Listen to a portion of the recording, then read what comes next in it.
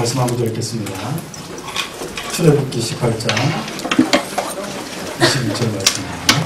출애굽기 18장 21절 말씀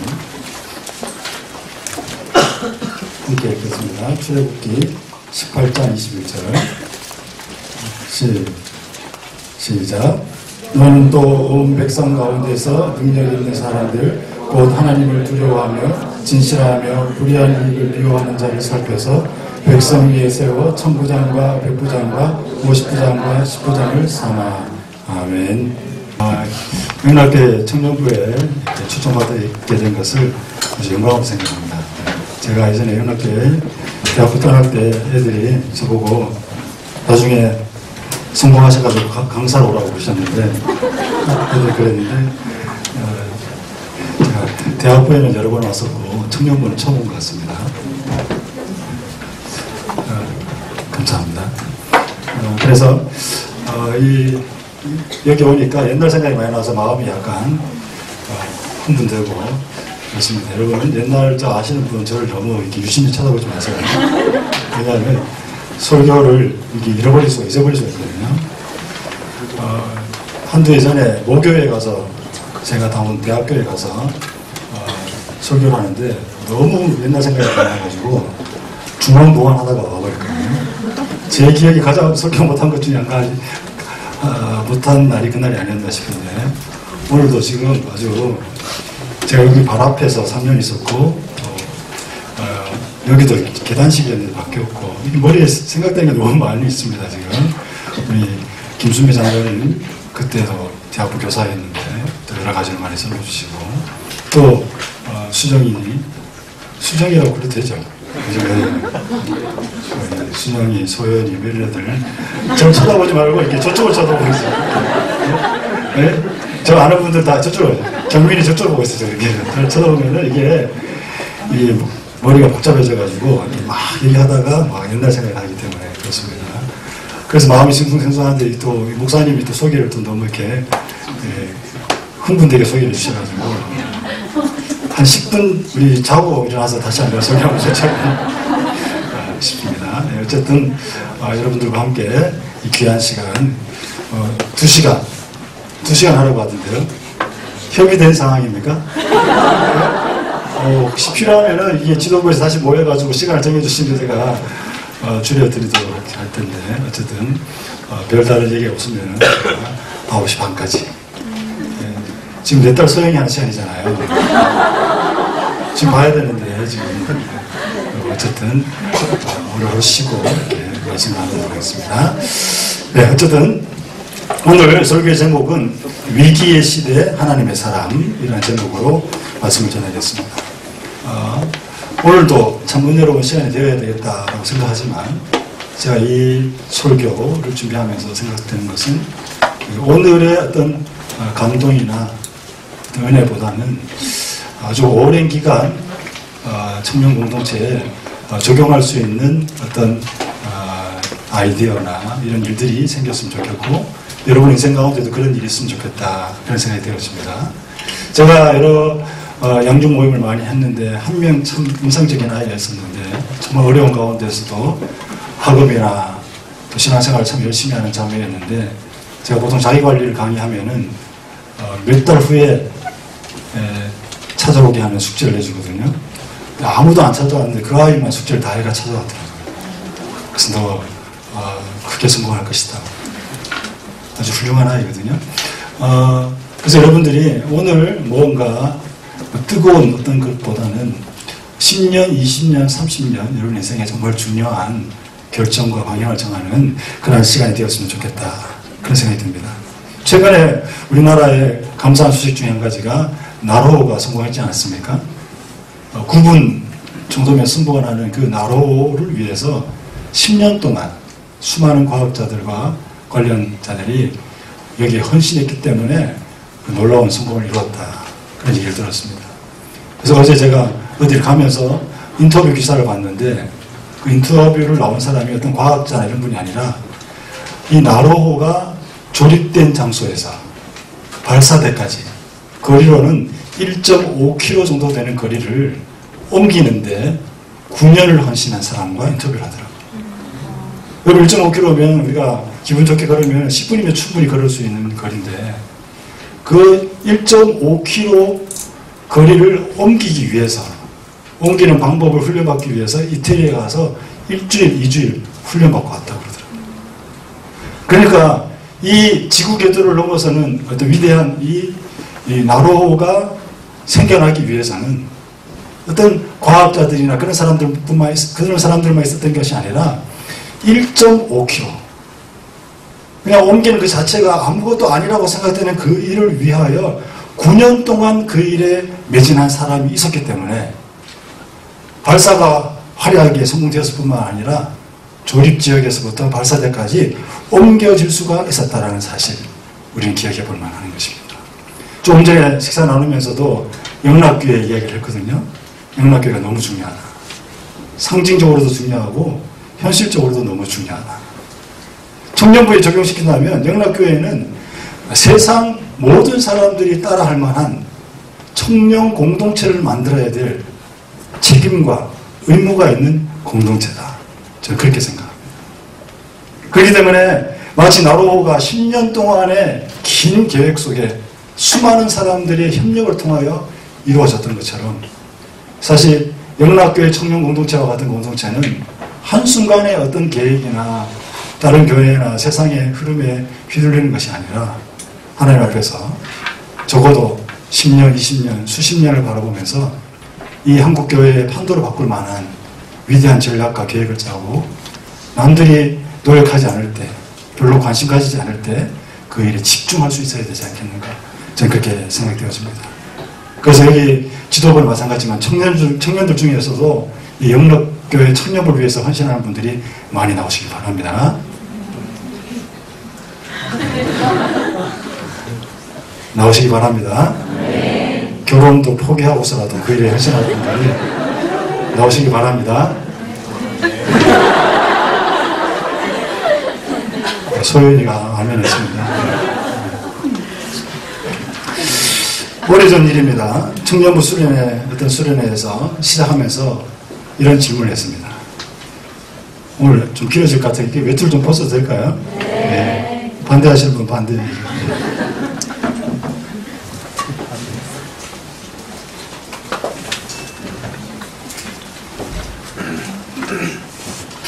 수련회를 시작하면서 그냥 가볍게 이렇게 질문을 던졌습니다. 여기에 모여있는 분들을 A 집단이라고 하고 명동거리를 지나다니는 사람들을 아무나 불러서 똑같은 수의 집단을 만들어서 그 집단을 B 집단이라고 했을 때 A 집단과 B 집단, 우리로 따지면 영락 청년 리더들의 집단과 그리고 명동에서 잡아온 그냥 임의의 숫자의 집단들을 비교했을 때 성품과 인격과 삶의 수준은 누가 더 나을까? 설교를 시작하면서 그냥 가볍게 물었습니다. 손들어 보라 그랬더니 그냥 대강 생각했을 때 한 10%, 20% 정도는 우리가 더 나을 것입니다.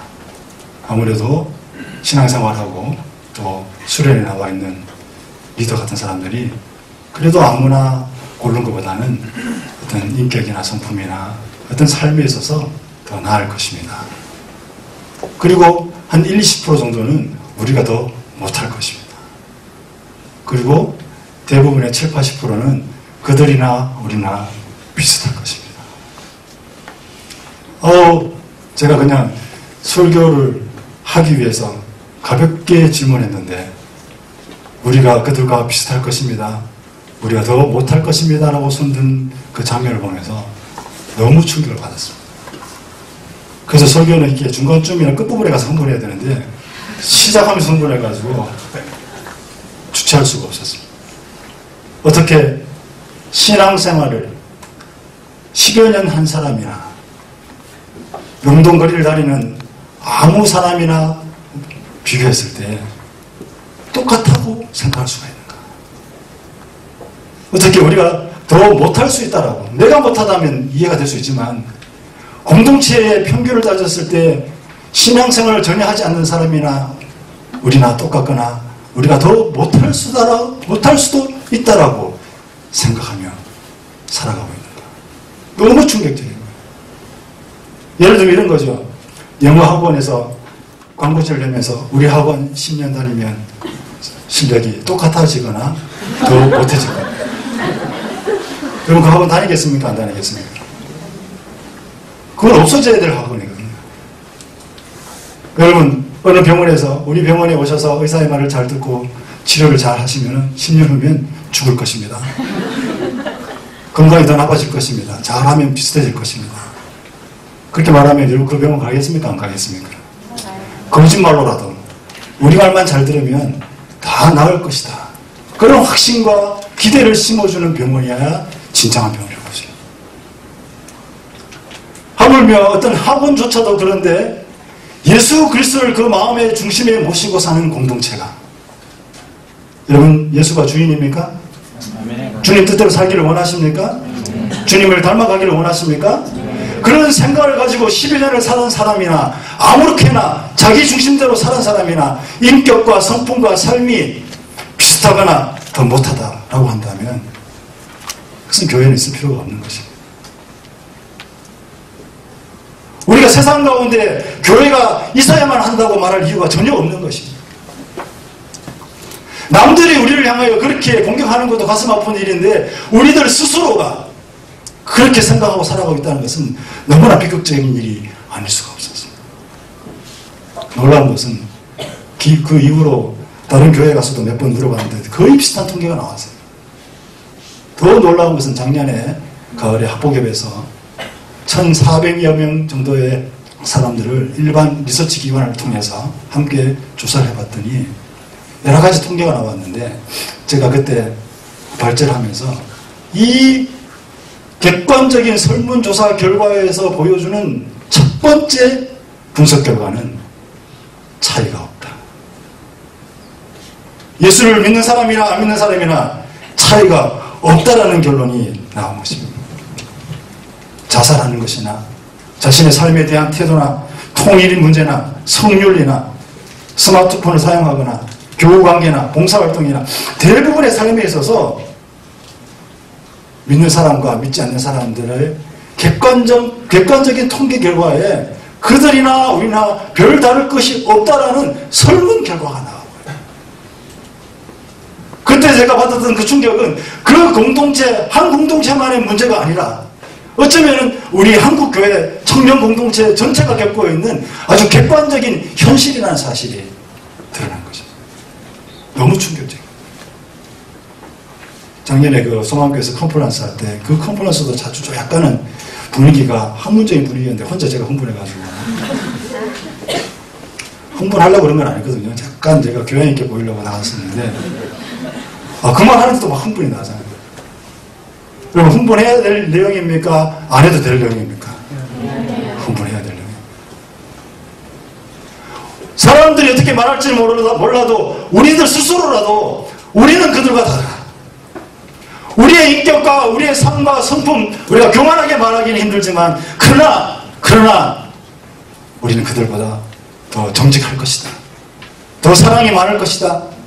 통일에 대한 문제나 성윤리나 세상을 바라보는 시각이 뭔가 달라도 다를 것이다. 이만큼이라도 다를 것이다. 적어도 영락교회 청년부는 다를 것이다.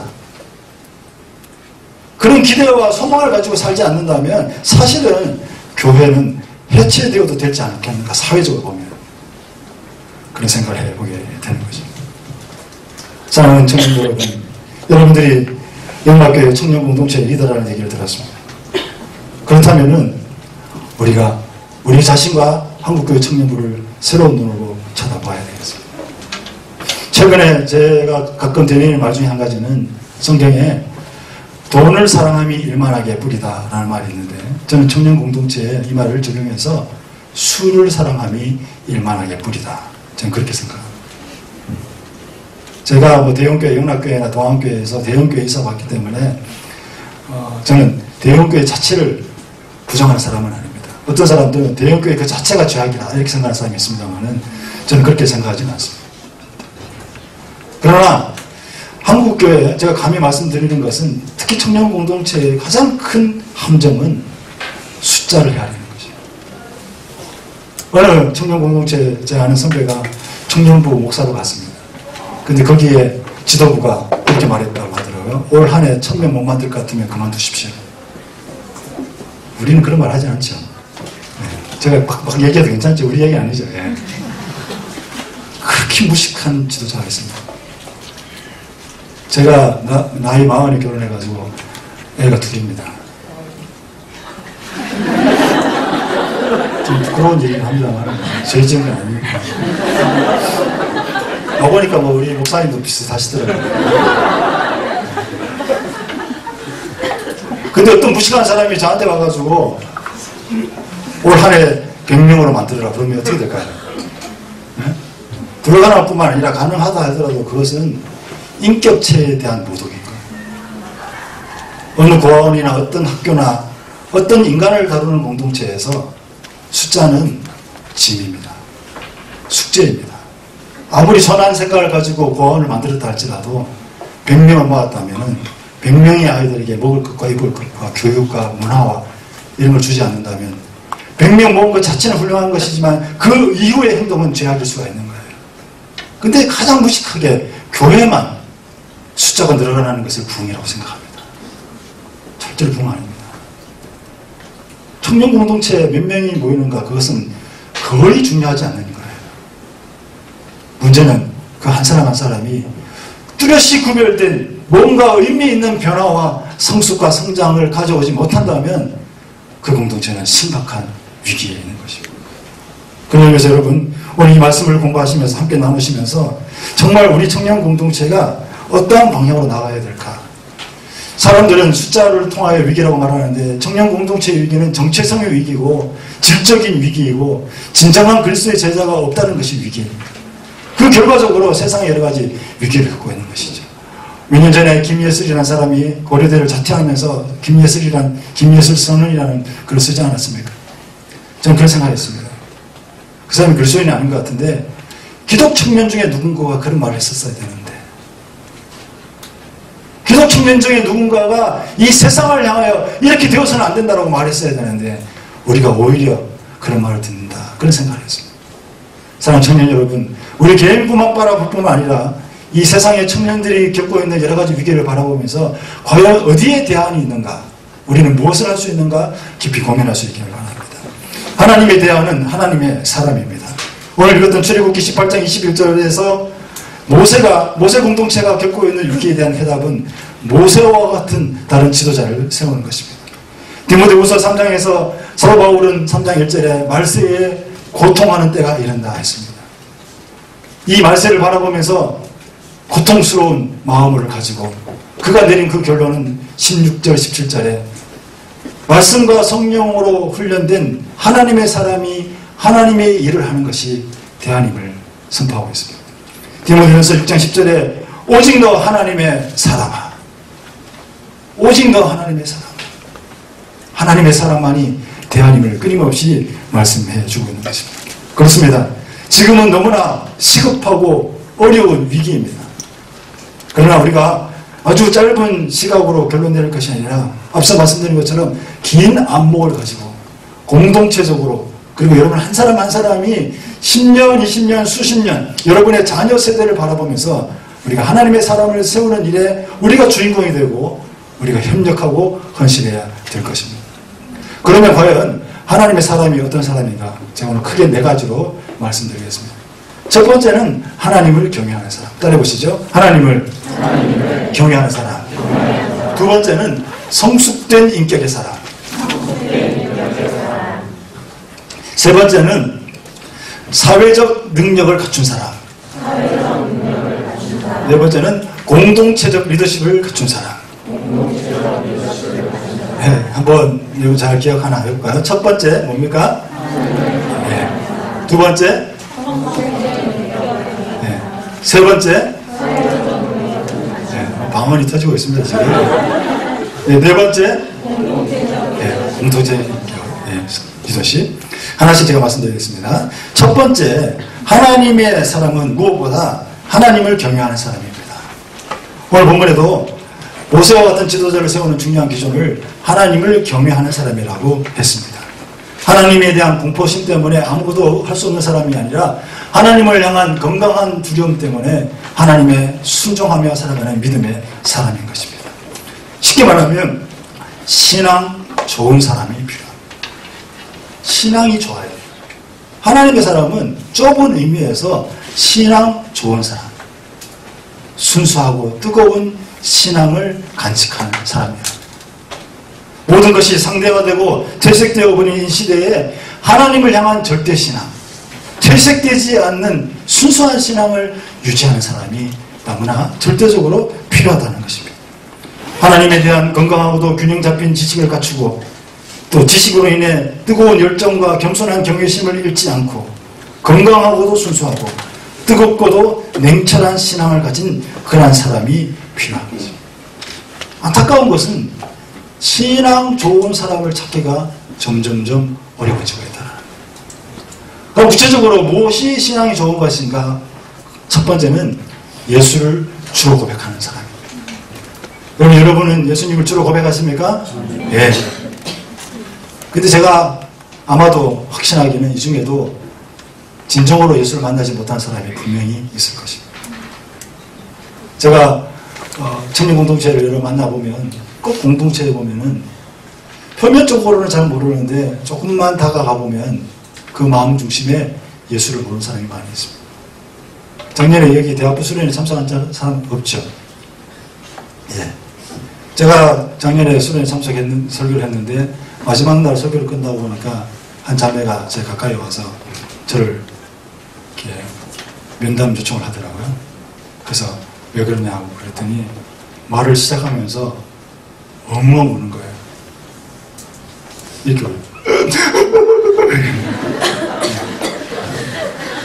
무슨 말이냐면은 울음을 멈출 수가 없는 무슨 충격을 받았을 때 가진 울음이에요. 제가 당황스럽잖아요. 왜 그러냐 그랬더니 목사님 저는 예수님을 잘 모르겠어요. 나중에 봤더니 가난하고 소외된 사람을 위해서 평생을 살기로 결정한 사람이었어요. 울음을 그치고 난 다음에 어떤 사람인지 제가 간단히 물어봤더니 자기는 선교지든 어디든 가서 가난하고 소외된 사람을 위해서 살겠다는 사람이에요. 훌륭한 사람입니까? 훌륭하지 않은 사람이에요? 정말 훌륭한 사람이에요. 정말 훌륭한 사람인데 정작 그 마음 중심에 예수가 없었던 거예요. 거부하고 거절해서 없었던 것이 아니라 예수님을 몰랐습니다. 예수님을 배우지 못했습니다. 예수님을 소개받지 못했던 거예요. 재밌는 거는 제가 그렇게 자주 다닌 건 아닙니다만 다른 공동체에 가서 한 번씩 물어봅니다. 예수님이 영접할 사람 손들어 그러더니 어때 갔더니 나이 좀 지근하신 부장 집사님이 손을 들더라고요. 빨리 손들이라고 그랬어요. 그냥. 왜냐면 학생들 볼까봐. 그래도 용기가 대단하잖아요. 용기가 대단하죠. 제가 예전에 한번 주로 선교단체 출신들이 모이는 교사연합 모임에 가서 수련을 했습니다. 설교를 했습니다. 그런데 마지막 날인가 제 마음속에 오늘도 영접할 기회를 주고 싶다는 생각이 들어요. 여러분 제가 시간 있으면 또 설명이 필요한데 영접하는 그 자체가 끝나는 것은 절대로 아닙니다. 그러나 계기가 필요하잖아요. 그런데 제 마음속에 갈등이 생기는 거예요. 첫 번째는 왠지 이분들이 선교단체 출신이고 또 여러 가지 기독 교사 운동을 하는 분들이기 때문에 이런 분들 앞에서 제가 뭔가 그 영접 초청을 한다는 것은 너무 이렇게 분위기가 맞는 것이다라는 생각도 들고 또 한편으로는 네가 왜 네 마음대로 생각하냐 그 사람이 구원 못 받으면 어떡할 거냐 이런 생각이 막 갈등하다가 좋은 방법이 생각났어요. 앞에 말을 다 하고 난 다음에 얘기하면 괜찮겠다. 그래가지고 기도를 하면서 사실 여러분들에게는 전혀 필요 없는 건 알고 있지만 이래가지고 그분들 막 세워주고 난 다음에 혹시나 해서 혹시라도 한 명이라도 예수를 믿을 사람이 있을지 몰라서 아니면 하나님께서 저를 야단칠 것 같아서 제가 한 번 기회를 드립니다. 혹시라도 있으면 손을 들어주십시오. 그랬더니 우르르 손을 들더라고요.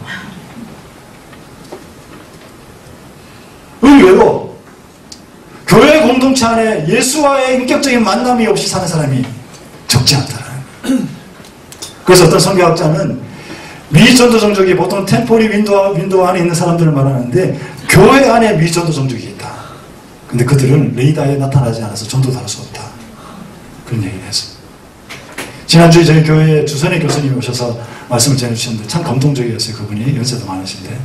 근데 그분이 어려서부터 기독교 집안에서 자라서 잘 영육받고 신앙인으로 자랐는데, 그런데 그 마음속에 인격적인 만남이 없었답니다. 근데 다른 사람들이 신앙생활 열심히 내는 것이 이해가 되지 않았대요. 그래가지고 철회를 하기 시작했대요. 왜 나에게는 저런 감격이 없는가? 그래, 철회를 하면서 하나님께서 은혜 주셔서 자신이 하나님 앞에서 죄인임을 깨닫고 십자가의 구원과 은혜를 깨닫고 난 다음에 새롭게 되었다. 그래서 연세가 90인 원로 학자이고 많은 사람들이 스승이신 그분이 그때 만난 하나님 때문에 90살까지 살아올 수 있었다. 그렇게 얘기합니다. 사랑하는 청년 여러분, 혹시라도 여러분 가운데 그런 확신이 없다면 그건 두려워하지 말고 우리 목사님이나 전사님이나 리더에게 찾아가서 예수를 인격적으로 만나는 기회를 꼭 가지시기 바랍니다. 예수가 그 마음의 중심에 들어가는 그 순간이 영적 사역의 시작입니다. 그렇지 않다면 우리가 하는 모든 몸부림이 허사일 수가 있다는 사실을 절대로 잊지 마시기 바랍니다. 예수님이 나의 주, 나의 하나님입니다. 예수 그리스도의 십자가를 통하여 나의 모든 죄가 사함을 받았습니다. 예수 그리스도의 부활은 예수님의 부활일 뿐만 아니라 곧 나의 부활이고 우리에게는 영원한 생명이 약속되었습니다. 우리는 하나님의 자녀입니다. 여러분 그렇게 믿습니까? 꼭 믿어야 됩니다. 혹시 이것에 대한 확신이 없는 분들은 반드시 우리 자신을 돌아보며 하나님을 깊이 만나는 기회를 가져야 됩니다. 이것이 차이를 만드는 가장 중요한 정점입니다. 덧붙여서 우리 신앙생활에 있어서 좋은 신앙을 가지기 위해서 중요한 것은 온전한 예배자가 되는 거예요. 첫째는 공예배에 있어서 온전한 예배자가 되는 것이고, 두 번째는 홀로 하나님을 만나는 개인 예배에 있어서 절대로 실패자가 되지 말아야 합니다. 구원받은 예수를 주로 모시는 사람의 가장 헌신된 특징적인 모습은 예배자입니다.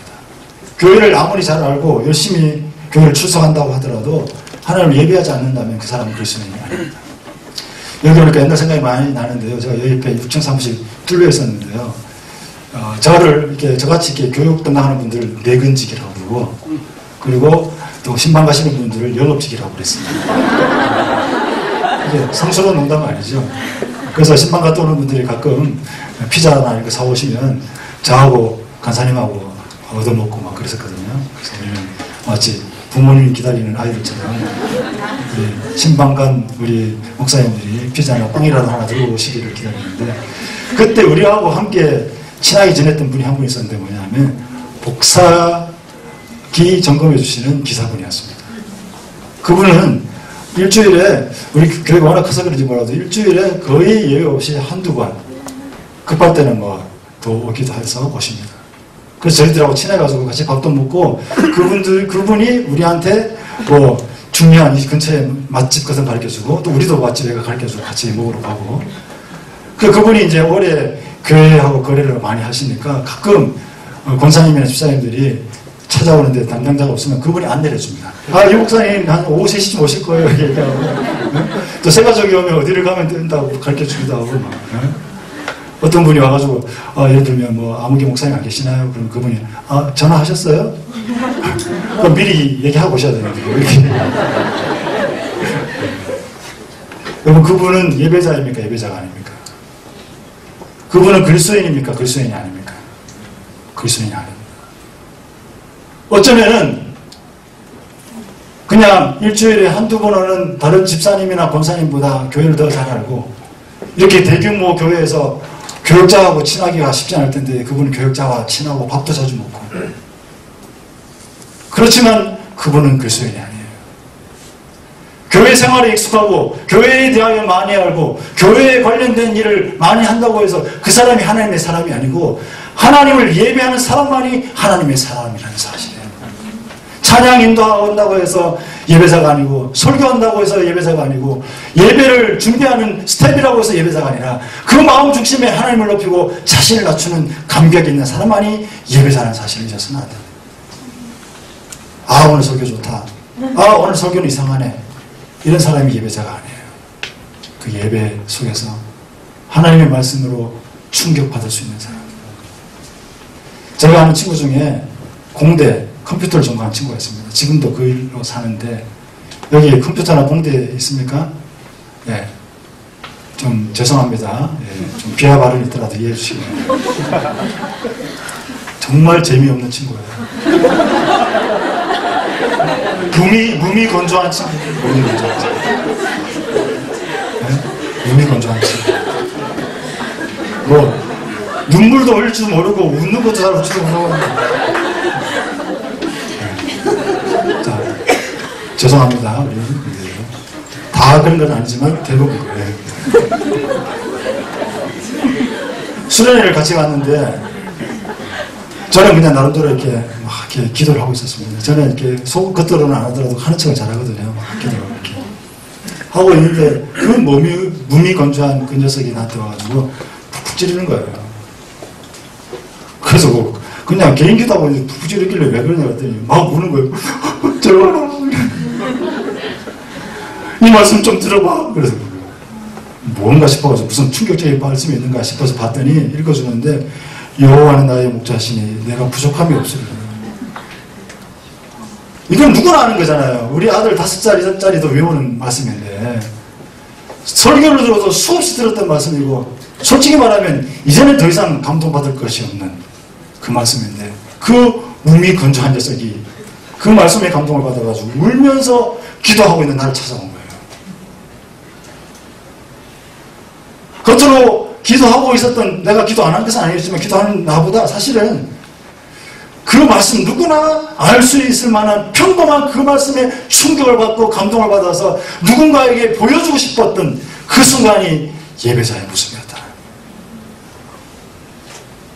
그런데 어느새 말씀의 감격이 다 없어져 버렸어요. 그러니까 웬만큼 설교를 잘해가지고는 감동을 받기 힘들죠. 여러분 그렇죠? 여러분들 보통 앉아서 그렇게 하지 않습니까? 아이고 저렇게 해가지고 목회하겠나. 지난주보다 조금 나은 것 같은데 예화를 좀 바꿨으면 좋을 뻔했는데 자기도 모르는 사이에 엄청난 실패를 하고 있는 거예요. 엄청난 실패. 말씀이 더 이상 들리지 않는 사람은 그 사람의 직분이 어떠한 사람인지 상관없이 그 사람은 심각한 영적 질병이 있는 사람이에요. 시간이 지날수록 직분이 중해질수록 나이가 많아질수록 말씀에 깨어있는 영적인 감각을 놓치지 말아요. 그런 사람이 대안이 될 수 있어요. 언제 은혜 받았냐 그러면 대부분 중고등학교 수련회 때 얘기해요. 아니에요. 지난주, 이번주, 오늘 아침에 이 말씀이 나에게 충격이 되었습니다. 라고 말할 수 있는 그 말씀의 현재성이 있는 그 사람이 되어야 돼요. 말씀 공부하는 게 재밌어야 합니다. 재밌습니까 여러분?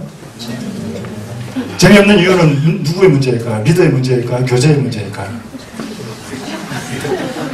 하긴 여기 다 리더들이니까 리더의 문제입니다. 제 용어가 갑자기 수정됐습니다. 전적으로 리더의 문제입니다. 따라해볼까요? 성경 공부가 잘못된 거는 전적으로 리더의 문제다. 그러나 혹 리더가 엉망이랄지라도 하나님 말씀 그 자체가 감격해야 돼요. 때로는 그냥 말씀을 읽으면서 흥분해야 돼요.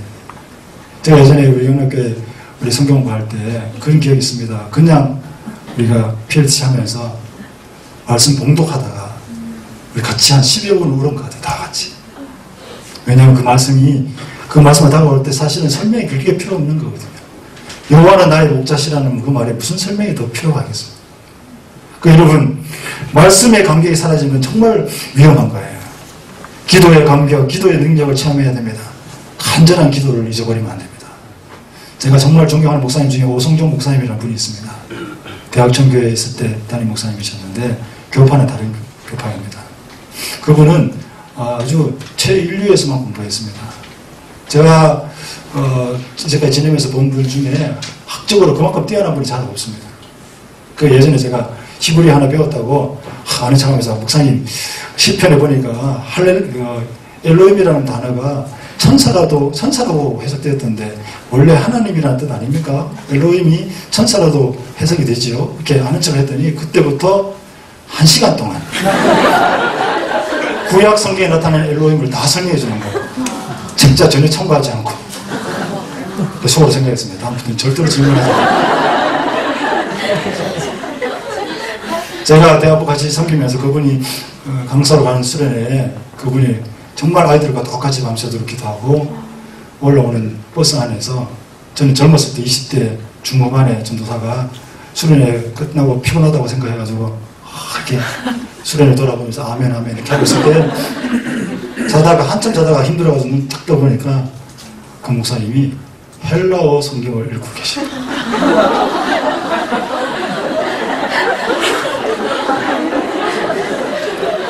진짜 계급장 때고 한번 붙고 싶었어요. 그러니까 쉽게 말하면 그렇게 하려면 목회하지 마라 이런 뜻이 담겨있는 내용이잖아요. 그죠? 그죠? 기껏 3박 4일 수련했다고 그렇게 좋을 것 같으면 나는 헬라어 성경보다 이런 뜻이잖아요. 그분이 제가 처음 서울에 이사 왔을 때 토요일날 저녁에 늦게 도착을 했는데 저희 집에서 이삿짐을 도와줬어요. 그때 포장이사가 잘 없을 텐데 토요일 저녁에 새벽 3시 반까지 도와주고 갔어요. 다음날 선교사님 설교하신다고 괜찮다고 그러면서 우리는 부산에서 올라와가지고 너무 힘들어가지고 대강 정리해놓고 자려고 그러는데 그분이 안 가는 거라면 3시 반까지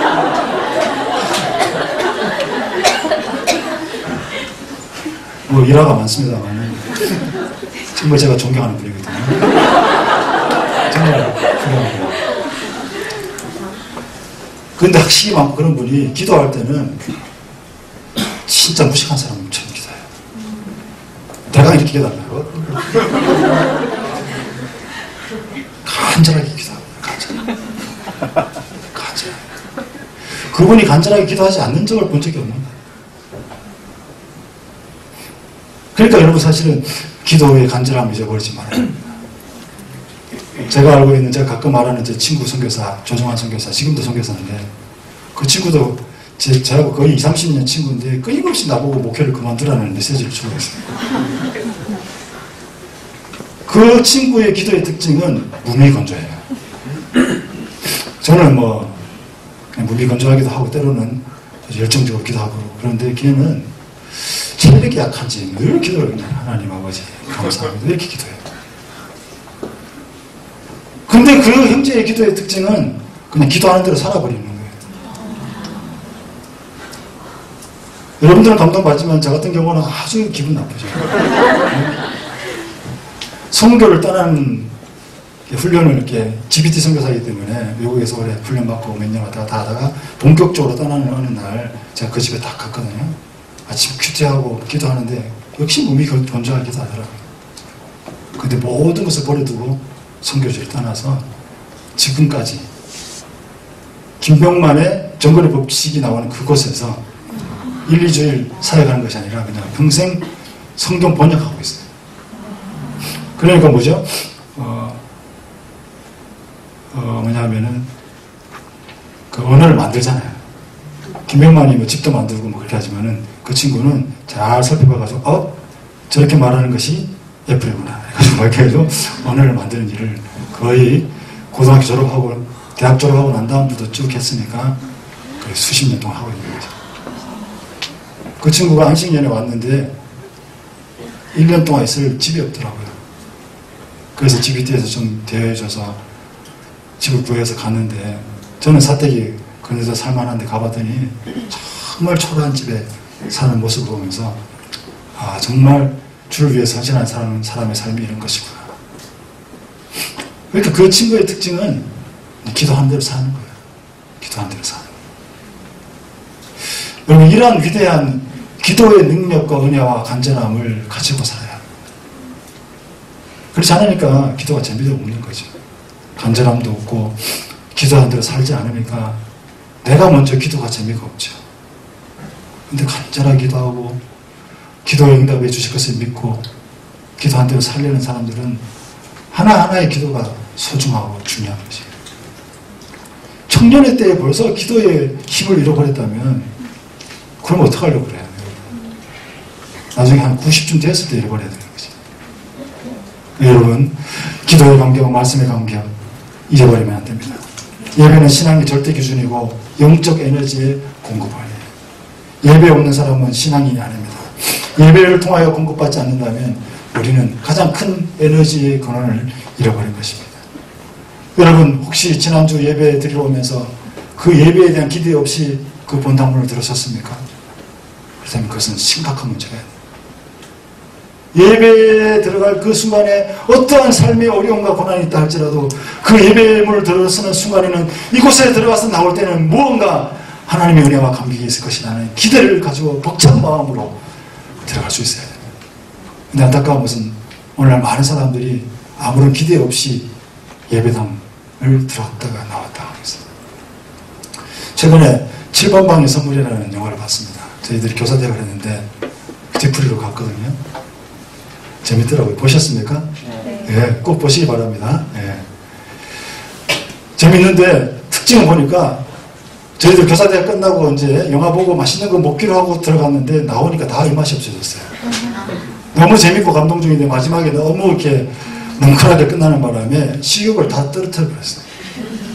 그 전에 우리 나와서 이제 오랜만에 우리가 맛있는 거 비싼 거 먹자 해가지고 우리 같이 서울 공릉도 시골에 사는 사람들이 대학로의 맛집을 생각하면서 뭐 이렇게 막 하다가 한 30%는 그냥 집에 가고 저까지 비롯한 몇 사람 겨우겨우 믿음을 유지했던 사람들은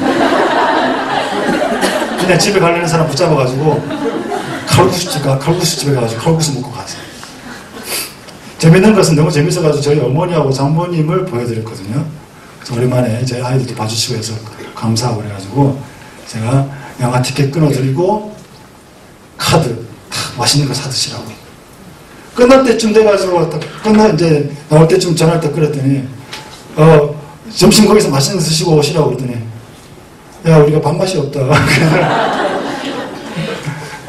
너무 재밌고 좋은데 너무 감동받고 이렇게 마음을 뭉클하게 해놓으니까 입맛이 없는 거예요. 그래서 그냥 오시라고 그러더라고요. 그래서 다시 올라가시라고 꼭 올라가셔서 맛있는 거 드시라고 했더니 믿음으로 드시고 나오셨어요. 여러분 한 2시간 영화를 보고 나오니까 비슷한 결과가 나오더라고요. 그 영화가 보여주려고 하는 여러 가지 그 이야기에 웃고 때로는 감동받고 고민하고 생각하고 그러다가 나올 때는 비슷한 상태가 돼서 나와요. 가장 대표적인 것이 입맛이 좀 떨어져요. 너무 감동을 받아서. 그런데 문제는 하나님을 예배하는 사람들이 하나님을 예배하고 난 다음에 비슷한 증세가 아무것도 나타나지 않는 거예요. 영화보다 더 위대하고 영화 주인공의 메시지보다 더 위대한 메시지와 말씀이 선포되고 있는데 우리는 예배를 통한 변화의 경험이 없습니다. 예배의 경험이 우리에게 너무 무심해졌어요. 그러니까 존 스토트가 그런 말을 했어요. 오늘날 기독교인들은 성금요일과 부활절이 의미 없는 기념일로 지나가고 있다. 좀 덧붙여서 주일도 마찬가지다 그런 생각이에요. 여러분 하나님을 예배하는 것이 그렇게 간단한 일이 아니잖아요. 말씀을 사모하고 또 기도를 사모하고 예배를 사모하여 그 공예배를 통한 영적인 공급을 받아야 됩니다. 개인 경건 시간도 마찬가지입니다. 예수님은 중요한 시작 전환점에서 하나님과 기도하는 시간을 가졌습니다. 개인적으로 예수님은 삶의 우선순위를 하나님과의 만남 속에 만남을 가졌습니다. 또 하나님과의 만남을 통하여 재충전하고 또 하나님과의 교제를 통하여 세상을 구원하는 중보사역을 하셨습니다. 예수님은 하나님과의 개인 만남, 겟세마네의 기도 시간을 통하여 헌신을 결정하고 예수님은 또 하나님과의 만남을 제자들에게 가르쳐 주었습니다. 그러니까 홀로 하나님을 만나는 시간은 절대적으로 필요합니다. 그래서 제가 예전에 우리 연합교에서 했던 일들 중에 재밌었던 것이 큐티 학교가 생각이 납니다. 그죠? 여러분 큐티 학교도 중요하지만 홀로 개인적으로 큐티를 꼭 하십시오. 그래서 평생 이제까지 못했더라도 내일부터 해서 평생 한 번도 빠지지 말고 꼭 하시기 바랍니다. 꼭 하십시오. 그렇게 결단하시고 그걸 한 다음에 한 번도 안 빠지고 다 하고 난 다음에 마지막 날 저한테 찾아오시면 제가 선물 드릴게요. 근데 확실한 건 그날 하시고 딱 돌아가셔야 돼요. 그러니까 돌아가시면 그날 제가 혹시 살아있으면 저한테 오시면서 제가 엄청난 선물을 드리겠습니다. 꼭 그렇게 하시기 바랍니다. 그죠? 제가 작년에 1년 동안 페이스북에 큐티 묵상을 하고 있습니다. 제 훈련하는 셈 치고. 그래서 매일, 그래서 365일 딱 하고 그만뒀는데, 매일 쓰려니까 너무 힘들더라고요. 그러나 큐티는 계속 하고 있습니다. 어떤 방법을 통해서든 한 번도 빠지지 말고, 1년 내내 평생 개인 경건의 시간을 가지고, 어렵고 힘들 때 홀로 하나님 앞에 설 수 있는 기도원 찾아갈 수 있는 그런 영성을 좀 가질 필요가 있습니다. 저는 솔직히 말하면 집회가 많은 기도원은 싫어합니다. 그래서 필그림이나 홀로 하나님 앞에 서 있을 수 있는 시간을 참 좋아하고, 제가 광림 수도원을 참 좋아했었는데 예전에 너무 조용하기 때문에 특히 어디를 좋아하냐면 광림 수도원 식당을 참 좋아합니다. 이상하게 웃지 마세요. 식당에 밥 먹고 난 다음에 그 텅 빈 시간이 참 좋더라고요. 그래서 큐티를 거기서 하고 그랬었는데, 그래서 여러분 홀로 하나님과의 만남의 시간을 평생 유지하는 것. 기타들은 좋은 신앙, 뜨거운 신앙, 순수한 신앙, 그 신앙을 유지하는 것이 하나님의 사람으로 사는 첫 번째 요인인 것을 꼭 기억하시기 바랍니다. 우리 옆에 있는 분들에게 하나님을 경외하는 사람 되시길 바랍니다. 이렇게 한번 하시죠.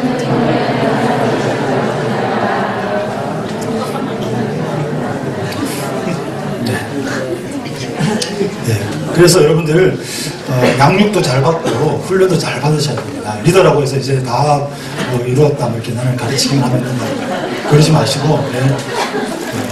그러니까 평생 배우고, 저는 개인적으로 리더들은 가장 열심히 배우는 사람이다, 저는 그렇게 생각하거든요. 그래서 꼭 그렇게 하시길 바랍니다. 두 번째는 성숙된 인격의 사람이어야 됩니다. 사실 제가 소개하기 참 부담스러운 주제입니다만은, 그러나 우리의 연약함을 인정하면서 절대로 우리가 간과할 수 없는 것은 인격의 문제입니다. 안타깝게도 교회 공동체가 오늘 지탄받는 이유는 바로 이 인격, 도덕성의 문제 때문에 교회가 지탄받고 있습니다. 어떤 분이 말하기를 교회가 핍박받은 적은 많이 있었으나 비난받은 적은 그렇게 많이 없지 않았는데, 안타까운 것은 우리가 핍박을 받는 것이 아니라 비난을 받고 있다, 그런 얘기를 하시더라고요. 그렇습니다. 오늘 본문에서도 모세와 같은 지도자의 자질을 설명하면서 덕을 갖춘 사람, 참되고 거짓이 없는 사람, 부정직한 소득을 싫어하는 사람이라고 했습니다. 예수님의 가르침도 바울의 기준도 신구약 성경 전체가 우리에게 주는 아주 중요한 메시지는 성숙된 인격, 성령의 열매, 인격의 향기가 나는 사람이 되어야 한다는 것입니다. 그 부분을 제가 크게 세 가지로 말한다면, 첫째는 정서적으로 안정된 사람이 되어야 합니다. 제가 나름대로 사람들을 구분하면은 이렇게 구분했습니다. 학문적인 근거는 없습니다만은, 정서적인 문제에 있어서 첫 번째는 치유가 필요한 사람, 두 번째는 회복이 필요한 사람, 세 번째는 성숙이 필요한 사람, 이렇게 볼 수가 있습니다. 학문적인 근거는 없습니다. 혹시 또 이거 명함에다가 누구한테 보여주고 그러시면 안 돼요. 제 나름대로 생각할 때 이 치유는 전문적인 도움을 받아야 될 사람, 병원에 가야 될 사람, 이런 분들이죠. 두 번째는 일반적으로 대부분의 사람들은 나름대로 성차가 있고 열등감이 있고 또 미움이 있고 해결되지 않는 내적인 문제를 가지고 있는 사람, 그리고 더 나아가서 더욱더 성숙되어야 될 필요를 가진 사람이 있다, 저는 그렇게 생각합니다. 우리는 기본적으로 먼저 한번 따라 보실까요? 우리의 내면은 받아들여야 될 운명이 아니라 소중히 가꾸어야 할 대상이다. 그럼 그렇게 믿으시기 바랍니다. 우리가 예를 들어서 다이어트를 한다든지 영어 공부를 한다든지 진로를 위해서 스펙을 쌓는다든지 이런 것은 많이 합니다만은, 나의 내면과 정서와 성격을 가꾸어야 한다, 가꿀 수 있다, 내가 잘 가꾸면 훨씬 더 아름답게, 훨씬 더 건강하게 살 수 있다는 생각을 그렇게 많이 못하는 것 같아요. 오히려 반대로 우리의 내면은 그냥 무시해야 될 무언가처럼 많은 사람이 생각합니다. 보통 이렇게 하지 않습니까? 엄마, 나는 왠지 자꾸 공부가 잘 안 돼. 그렇게 얘기하면 요즘 보통 엄마나 선생님 뭐라고 얘기합니까? 잠만 말고 공부해. 그죠? 엉뚱한 소리 하지 말고 공부해. 그렇게 얘기하죠. 그런 소리 하면서 들어왔죠. 그죠? 그런 소리 들으면서 공부해왔죠. 그래도 공부는 안 했지 않습니까? 그죠? 저는 정말 자신있게 말하면서 한 번도 저는 제 아들이 공부하는 소리 한 적이 없습니다. 5살, 3살이니까. 앞으로는 제가 좀 모르겠습니다. 아직까지 한 번도 제가 영어 공부하라 이런 소리 들은 적이 없습니다. 그러니까 이론이지만 엄마, 아빠, 선생님 오늘은 왠지 공부하고 싶은 마음이 없어요 라고 말하면 어떻게 대답해야 될까요? 왜 그렇지? 네 마음을 한번 얘기해 볼래? 이게 쉽지 않겠지만 현실 교사나 부모님들 제가 확실히 말하는데 저는 설교대로 꼭 사는 것은 아닙니다. 혹시 저한테 와서 나중에 뭐 공격할 필요 없어요.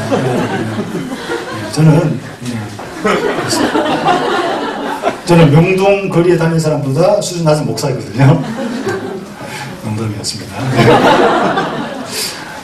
그러니까 사실은 우리의 마음은 엉뚱한 소리 해서는 안 되는 그런 소리가 아니라 사실은 소중히 다루어 주었어야 될 마음이었는데 우리가 살아가면서 너무 바쁘기 때문에 또 여러 가지 경쟁 때문에 잔말 말고 엉뚱한 소리 하지 말고 이런 취급을 받은 것이 되어버렸다.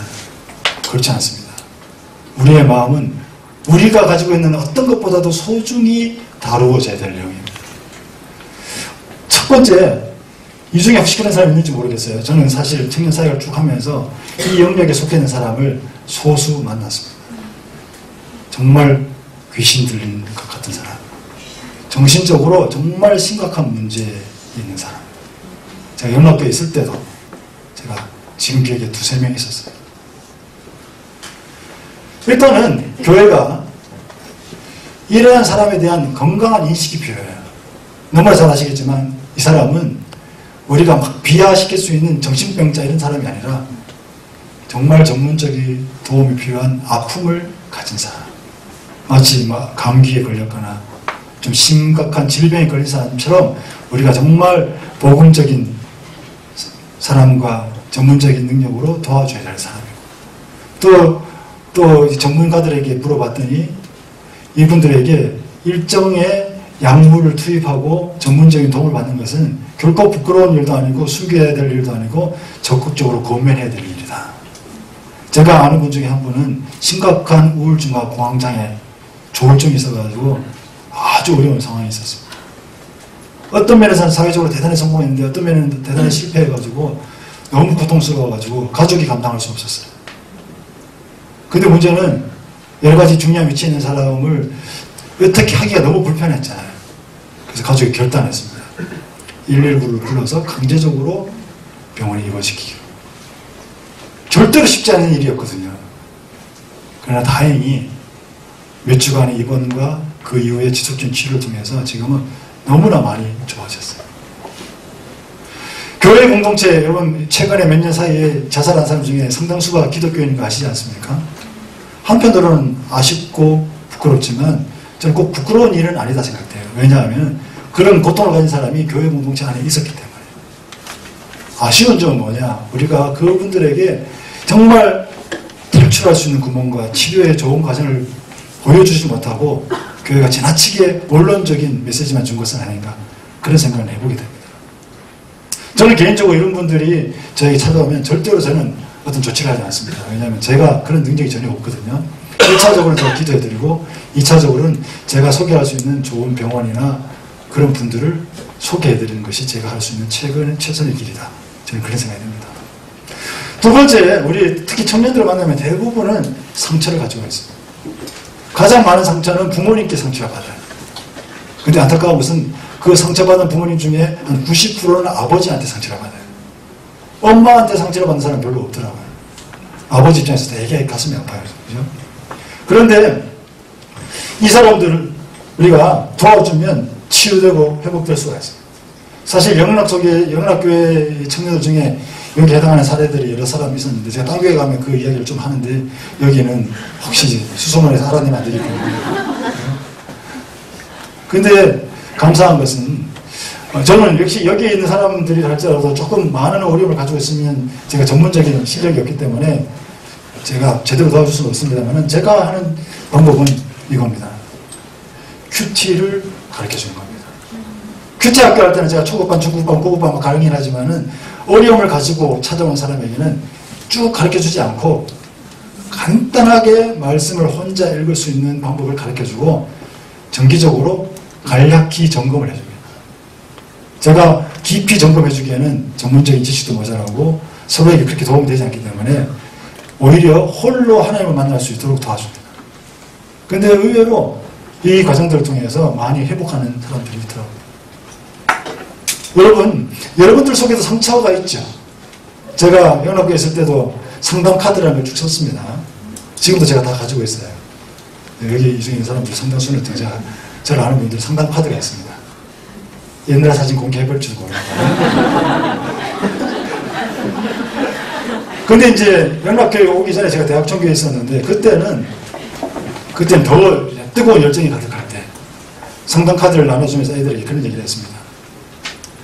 너희들 속에 있는 비밀을 있는 것 없는 것 다 써서 내라. 성경 공부를 하려면 일단 열어놔야 된다. 그랬더니 어떤 한 자매가 앞뒤로 7장을 빽빽하게 써왔더라고요. 읽기도 힘들었어요. 근데 그 안에 가정의 여러 가지 어려운 이야기를 다 썼더라고요.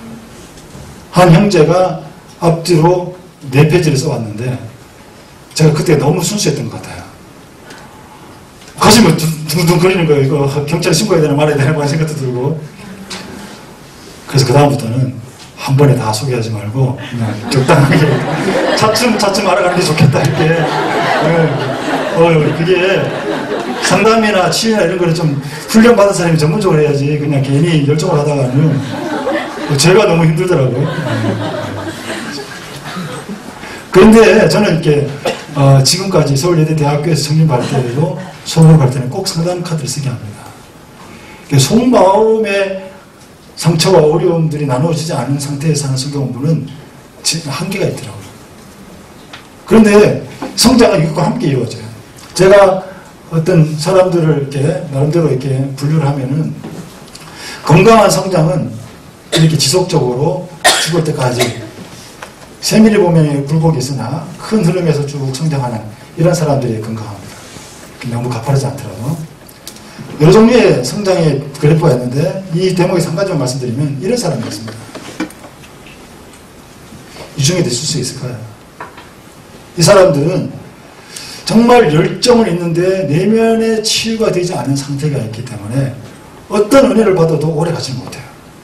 그래서 어떤 때는 보면 리더 수련회 때 제일 앞에 앉아서 가장 열심히 기도하고 뜨겁고 모든 봉사활동 모임 다 하고 이 사람 없으면 교회가 무너질 것 같은데 어느 순간 사라져버려요. 연락이 안 돼요.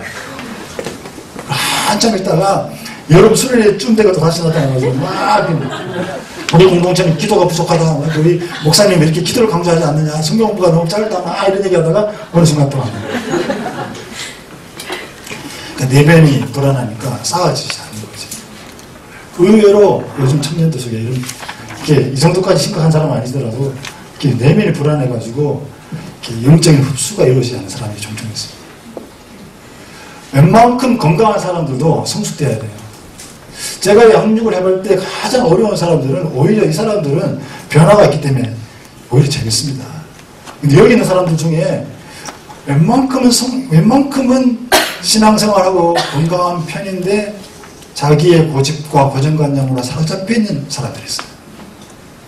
뭐 상처를 받거나 특별한 정신적 장애를 가지고 있지는 않지만 성숙돼야 될 중요한 부분을 가지고 있는 사람. 이 사람들이 어려운 이유는 뭐냐면은 중요한 걸 다 했어요. 이 사람은 또 구원의 확신도 있어요. 그리고 성경 모임 다 참석하고 뭐 이렇게 봉사도 하고 뭔가 잘하고 있는 것 같은데 성장을 안 해. 계속 그대로 있는 거죠. 이 사람은 뭔가 내면의 변화와 성장이 필요한 것입니다. 저는 인격 적금이라는 말을 좋아합니다. 그러니까 예를 들어서 우리가 1,000만 원을 저금하려면은 평범한 사람들은 몇 년 동안 돈을 나눠 와서 몇십만 원씩 꾸준히 모으면 한 몇 년이 지나고 나면 단번에 얻을 수 없는 1000만 원이라는 큰 돈을 만들 수가 있는 거죠. 여러분, 돈만 그런 것이 아니라 우리 인격도 마찬가지예요. 우리 인격도 하루하루 한 달 한 달 좀 더 겸손하게, 좀 더 겸손하게, 좀 더 사랑스럽게, 좀 더 성숙한 모습으로 살아가다 보면 돈을 모으는 것과 똑같지는 않지만 우리가 한참 시간이 지나고 나면 우리가 무언가 성숙된 인격의 열매를 맺을 수가 있다는 사실을 기억해야 됩니다. 여러분 자신이 어느 위치에 있든지 절망할 필요는 없습니다. 혹시라도 치유받아야 될 심각한 상황이 있다 할지라도 하나님 우리를 치유해 주실 수가 있습니다. 하나님과 또 전문적인 도움을 받고, 특별히 회복되어야 될 많은 일반적인 사람들은 하나님 안에서 자신의 내면을 가꾸는 것에 정말 노력하셔야 됩니다. 여기는 다 싱글들이죠. 싱글들입니까? 아닙니까? 결혼한 사람도 있습니까? 네, 그렇군요. 네. 싱글의 삶에 대해서는 제가 누구보다 잘 압니다. 예수님보다 더 잘한다고 생각했습니다. 우리 목사님 36세까지 혼자 사셨는데 조금 모자랍니다. 제가 40년 혼자 살았기 때문에. 싱글이 어디 가서 밥 먹어야 되는지, 어디서 밥 먹어야 이렇게 구질구질하게 안 보이는지 이런 거는 그렇게 될 수가 있습니다. 갑자기 시간이 남을 때 어디 가야 되는지 당황스럽지 않습니까? 노총각들, 그죠? 그런데 결혼을 준비한다면 아마 대부분은 뭔가 아름다운 꿈을 꿀 텐데, 저는 그렇게 이야기하고 싶어요. 결혼을 준비할 가장 좋은 선물, 앞으로 여러분들을 통해서 태어날 자녀들에게 줄 가장 좋은 선물은 건강한 내면의 남편과 아내와 부모가 되는 거예요.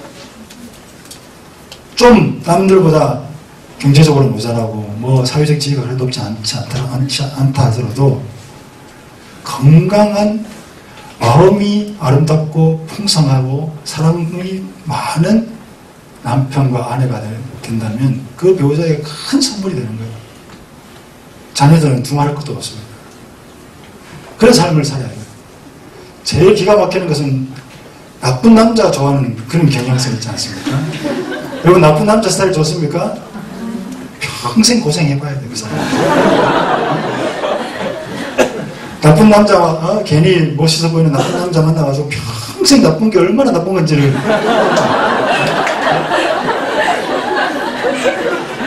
대부분의 사람들이 착한 남자, 착한 여자에 대해서 매력이 없어요.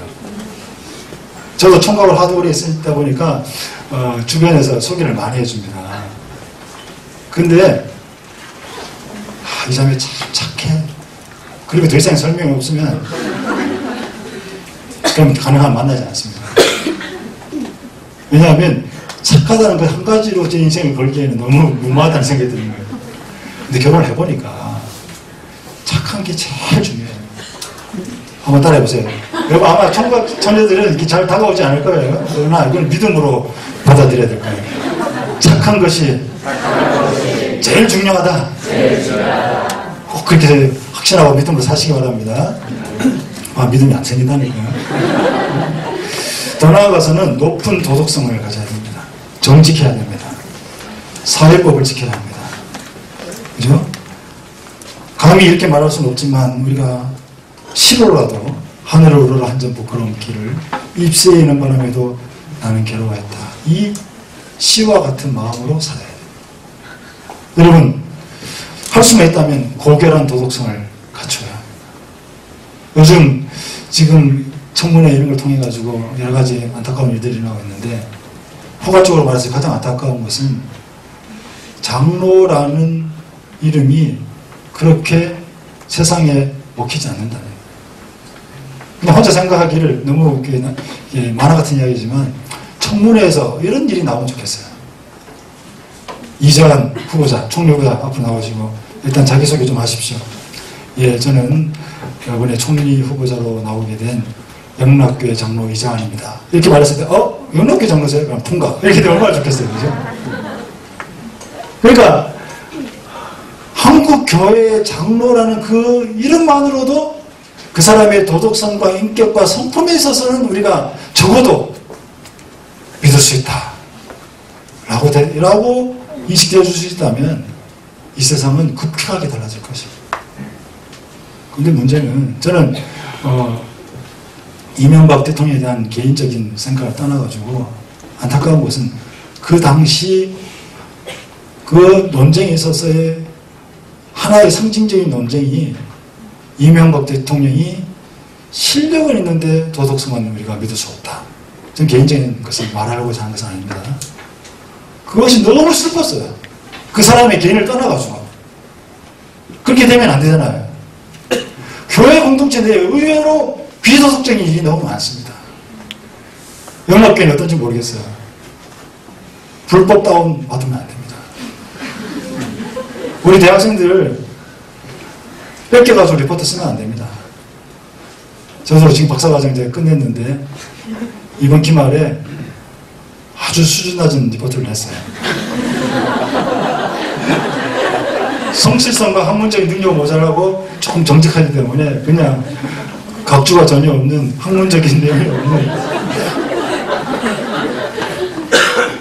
사실은 그냥 리포트 안 쓰고 그냥 넘어가려고 했는데 뭐 어떤 학점이든 믿음으로 받기로 생각하고 그냥 넘어가려고 했는데 교수님이 협박을 해가지고 할 수 없이 그냥 제가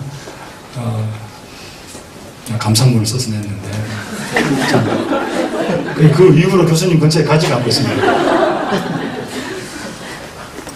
뭐 제가 잘한 건 아니죠. 부끄러운 것이죠. 좀 더 공부를 했어야 되는데.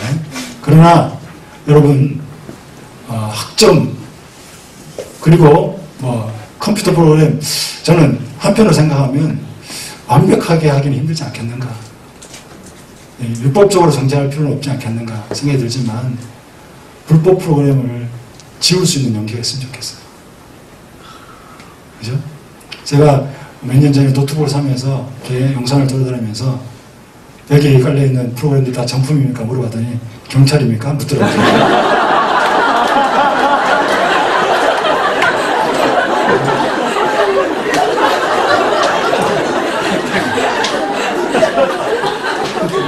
좀 자랑 같습니다만 제 아내가 오피스가 필요한데 너무 불편해요.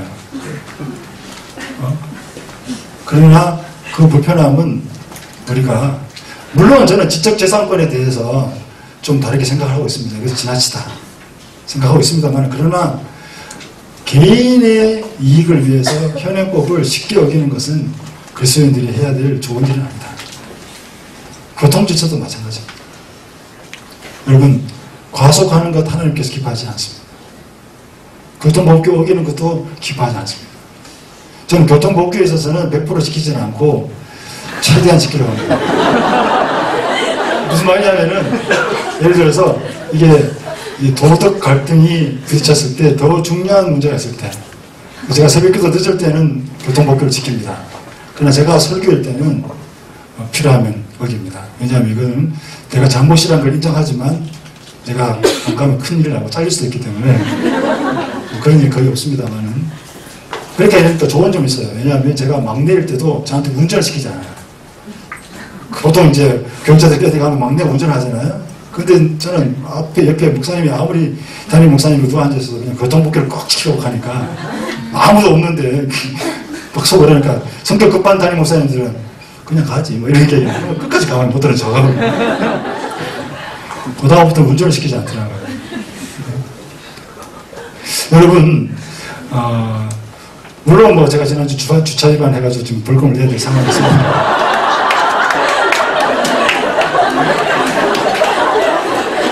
그거는 진짜 제가 핑계를 대자면은 여기 합법경 모임이 왔는데 그걸 모르시니까 제가 다 욕을 해버려야죠. 그 목사님하고 간사님이 저보고 친절하게 여기 되면 된다고 막 흔들어 주셔가지고 돈 받다 싶어서 됐더니 나와주니까 못 지키더라고요. 나라에 세금도 좀 내고 해야 되니까.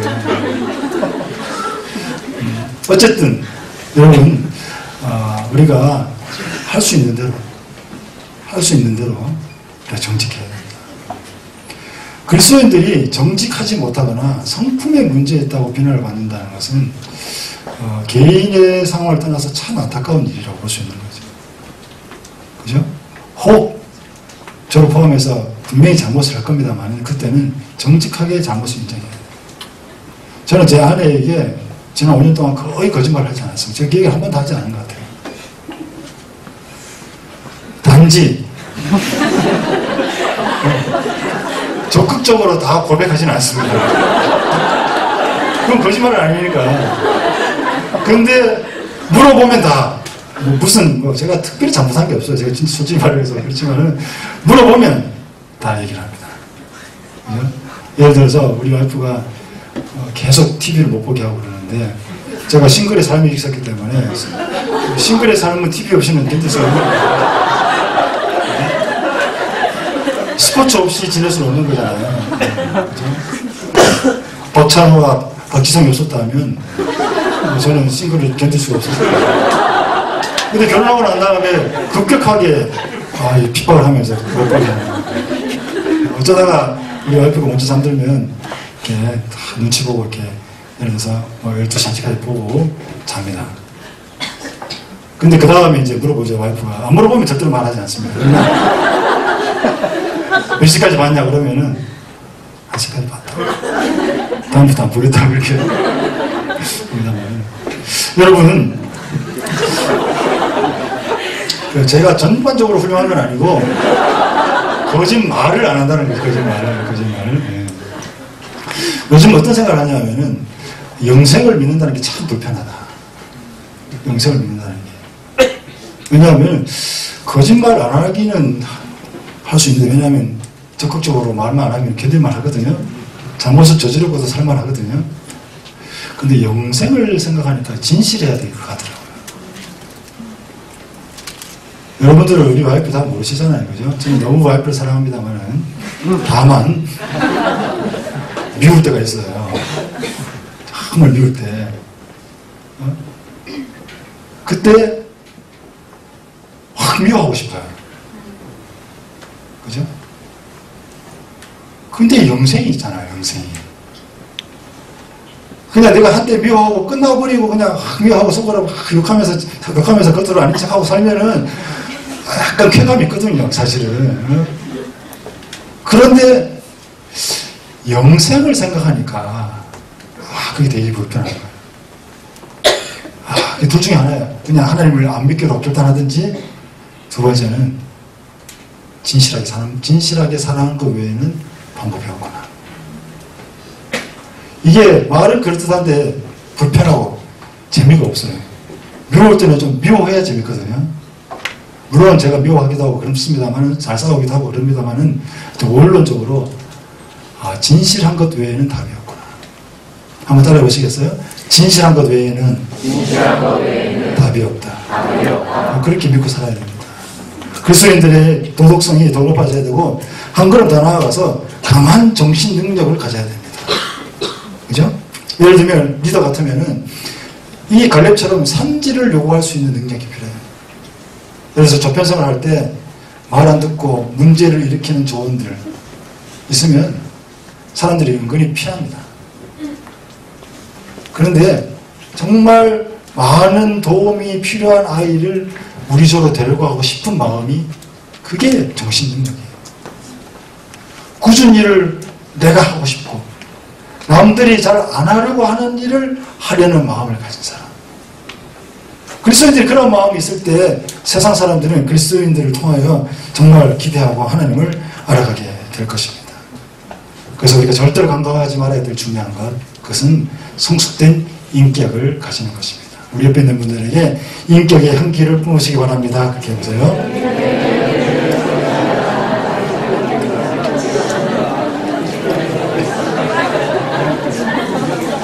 세 번째는 사회적 능력을 갖춘 사람입니다. 흔히 많은 사람이 말하기를 신앙이 좋으면 실력이 없고 실력이 좋으면 신앙이 없다. 오늘 교회의 모습인 것 같아요. 특히 형제들이 더 그런 것 같아요. 그런데 여기 보니까 청년부 영락교회는 형제들이 제법 많네요. 제 와이프가 사랑의 교회 리더였는데 사랑의 교회는 남자 리더가 그렇게 없대요. 그래서 리더 소그룹이 10명, 20명 되면은 남자는 거의 한 명밖에 없대요. 그래서 어느 그룹에 남자가 들어왔다 그러면 완전 초미의 관심사가 된다고 그래요. 그런데 보면은 교회 안에 있는 형제나 자매나 비교적 자매들은 괜찮은데 여러분 한 사람 한 사람이 다 괜찮은 뜻은 아닙니다.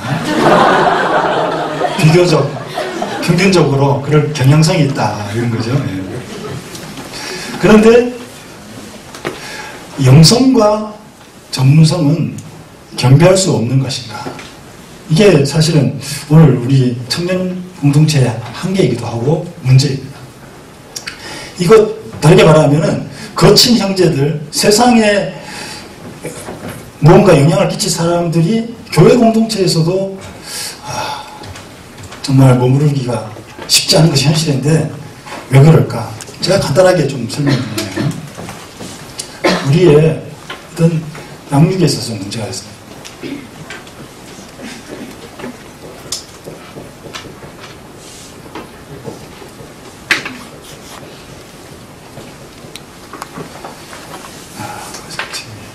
뭐였지 또?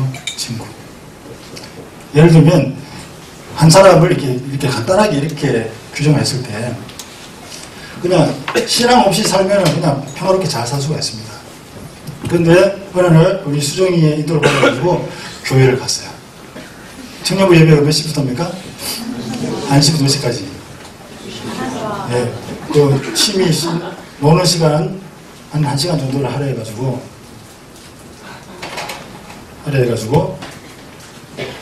예배를 드리러 갔습니다. 근데 가서 그냥 적당히 있다 왔으면 괜찮은데 은혜를 받아버렸어요. 예배를 드리니까 너무 좋은 거예요. 그래서 마음이 없었는데 신앙생활 연합교회 괜찮네 뭐 이렇게 생각이 든 거예요. 그러면 안 되는데 그죠? 그래가지고 교회를 다니다가 보니 성경 공부가 있다는 거예요. 몇 시부터 몇 시까지 합니까? 2시부터 5시까지. 예. 그래서 성경 공부를 했는데 좋은 리더한테 갔어요. 그러면 안 되는데 이게. 그래서 성경 공부를 또 한 거예요.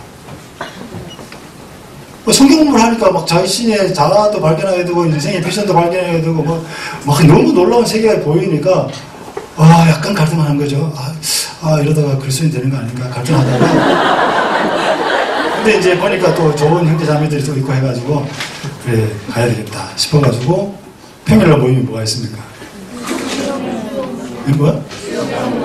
수요 성경 모임에 가기로 한 거예요. 더 이상 이제 이 시간에 뺄 게 없으니까 이제 집에서 있던 시간을 좀 빼가지고 수요 모임을 가기 시작한 거예요. 수요일은 더 좋은 거예요, 막. 이곳이 정말 내가 있어야 될 곳이구나, 막 생각하다가, 그래가지고 이제 수요 모임 전에 교회에서 밥을 먹는 거예요. 그래서 친구들 중에 밥값 잘 안 내는 친구하고 대신 교회 리더가 사주는 밥을 먹기 시작한 거예요. 그리고 끝나고 난 다음에 차값 안 내는 친구하고 헤어지고, 만남을 좀 뒤로 하고, 또 그 조원들과 함께 앞에서 커피를 마시기 시작한 거죠. 너무 기분이 좋은 거예요. 그래서 어느 날 목사님이 와서 임원으로 섬길 수 있겠냐 그랬더니 너무 기분이 좋은 거예요. 나 같은 이렇게 세상에서 별로 인정받지 못하는 사람을 교회에서 임원으로 세워주기가 너무 좋아가지고 안 그래도 공부에 대한 갈등이 있었는데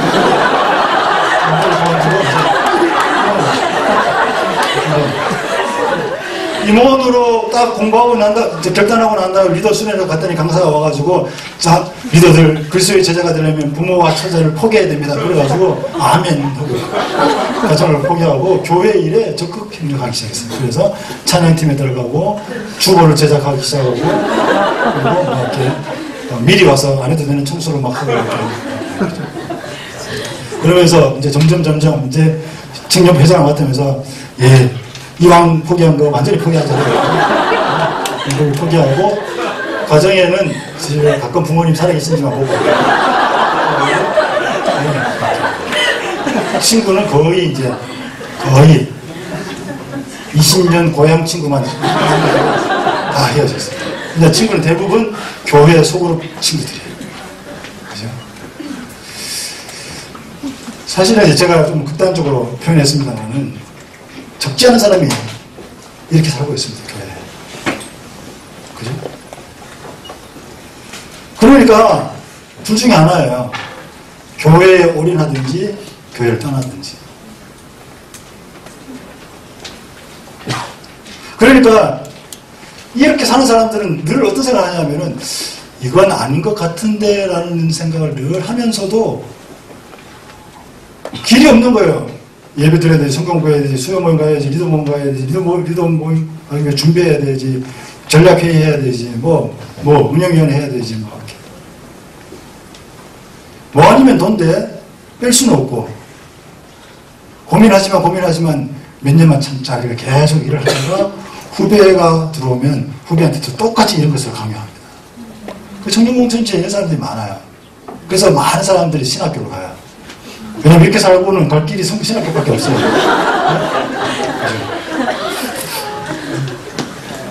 문제입니다. 문제. 건강한 성장이 뭐냐?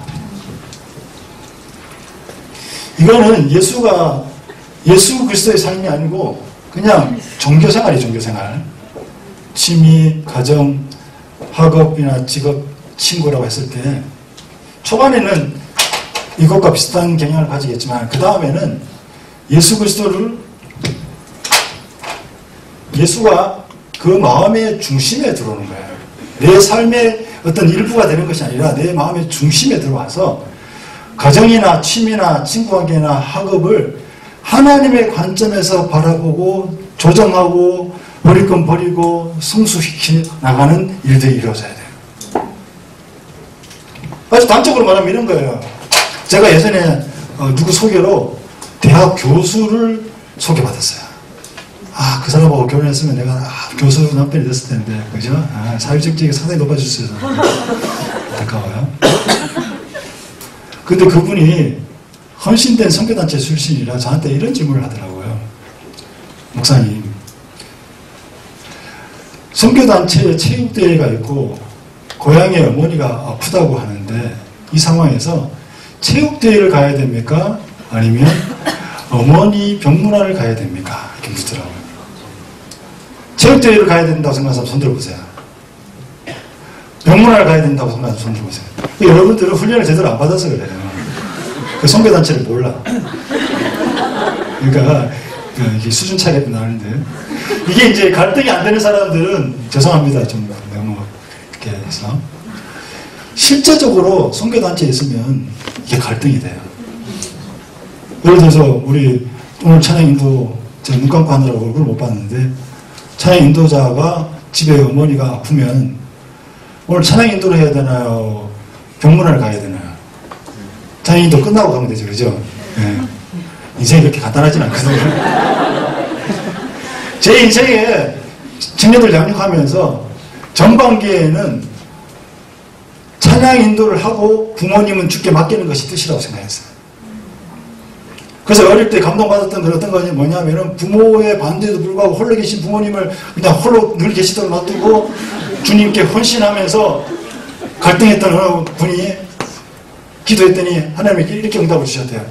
네가 네 부모를 뭐 책임질래? 내가 책임질까? 아, 하나님께서 책임주시는구나 이러면서 부모님을 책임지게 하고 자기는 주의 일에 힘썼다 이러더라고요. 그 말이 너무 감동을 받았어요. 예를 들어서 뭐 순교할 상황이라든지 해외 선교로 가야 될 선교사로 가야 될 상황이라든지 이러면은 충분히 가능성이 있겠죠. 그렇지 않으면서도 일상생활 속에서 우리는 너무 쉽게 부모와 처자를 부인하고 학업을 포기하고 친구관계를 끊고 그러는 거예요. 그러니까 사실은 진지하게 들어가면 그런 갈등이 쉽지 않습니다. 그래서 제가 최근 수년 동안은 청년 리더들이 리더 모임을 절대 못 빠지게 합니다. 저는.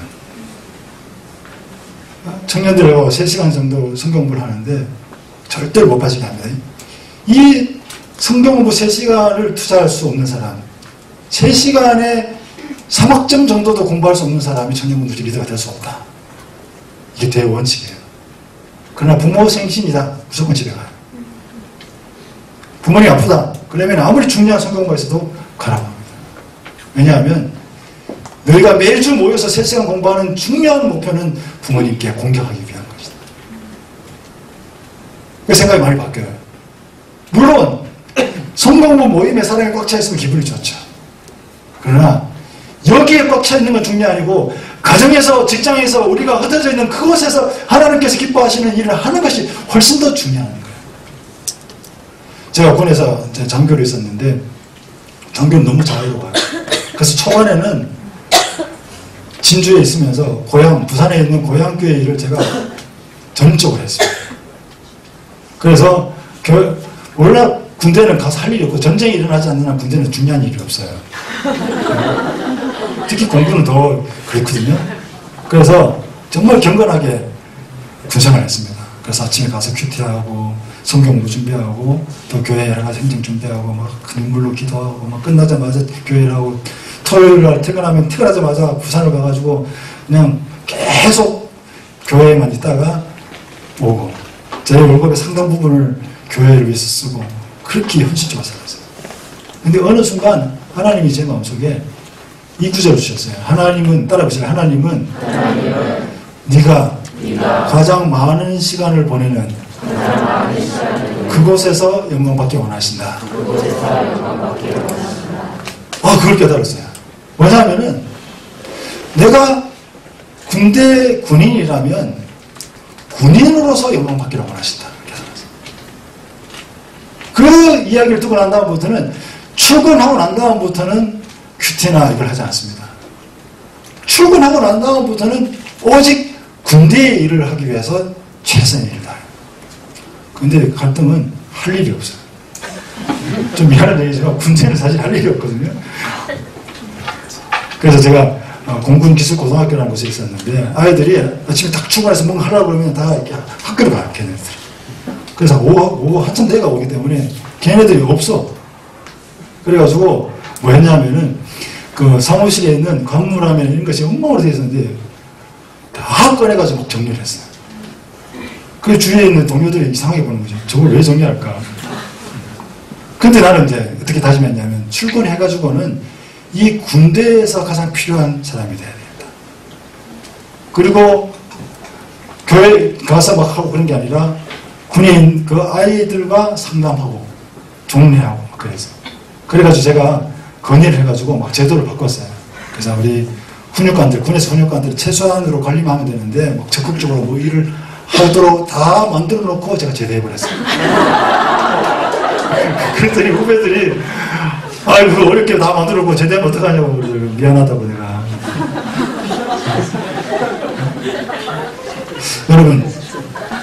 여러분들이 어떤 직장에 있든지 간에 그 직장에서 정말 필요한 사람이 돼요. 그 직장에서 필요한 능력을 가져야 돼요. 그죠? 가끔 보면은 교수 되겠다는 사람이 공부를 싫어해요. 그죠? 그 박지성 같은 사람이 축구를 싫어하는 것과 똑같은 거지.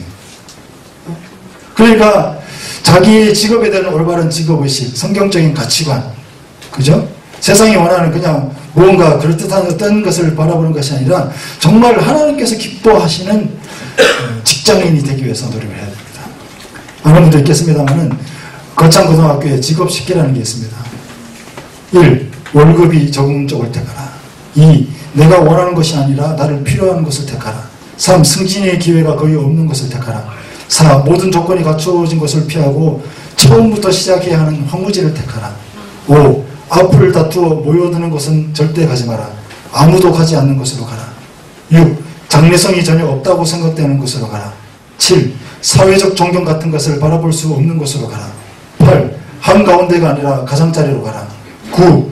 부모나 아내나 약혼자가 결사반대를 하는 것이면 틀림없다. 의심치 말고 가라. 왕관이 아닌 단두대가 기다리는 곳으로 가라. 제 청년일 때 너무 감동을 받아가지고 제가 거창고등학교 혼자 찾아간 적이 있습니다. 그래서 다짜고짜로 교무실 가서 교장 선생님 만나러 왔다고. 지금 생각해보니까 너무 황당한 일이죠. 그래서 교감 선생님이 막 나를 말리면서 나하고 얘기하자고. 제가 그때 20대 한 중반에 지금도 기억나요. 빨간색 그 마이를 입고 가가지고 빨간색이 아니라 약간 그 주황색 비슷한 마이를 입고 주황색도 이상한데 어쨌든 가가지고 그 직업 식계가 강당에 걸려있는 걸 직접 봤습니다. 너무 감동적이잖아요. 지금 생각해보면 그렇게 전혀 살지 못하지만 그러한 삶이 가치롭다라는 생각은 하고 살아야죠. 그리고 그렇게 살려는 몸부림이 있어야 되지 않겠습니까? 제가 너무 존경하는 송인수 선생님이 있어요. 사교육 걱정 없는 세상에.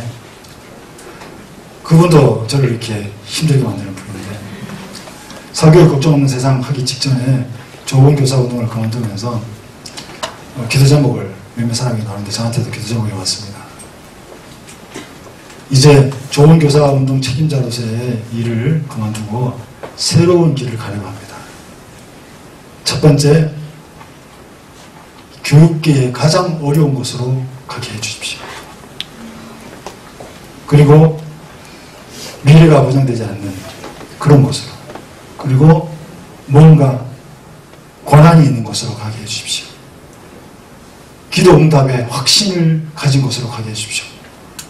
그런 내용을 해가지고 보내온 거예요. 기도 제목 보면서 충격받았잖아요. 그죠? 역시 그 기도 제목은 저를 향해서 그렇게 살려면 목회하지 마라 이런 거 비슷한 내용이었어요.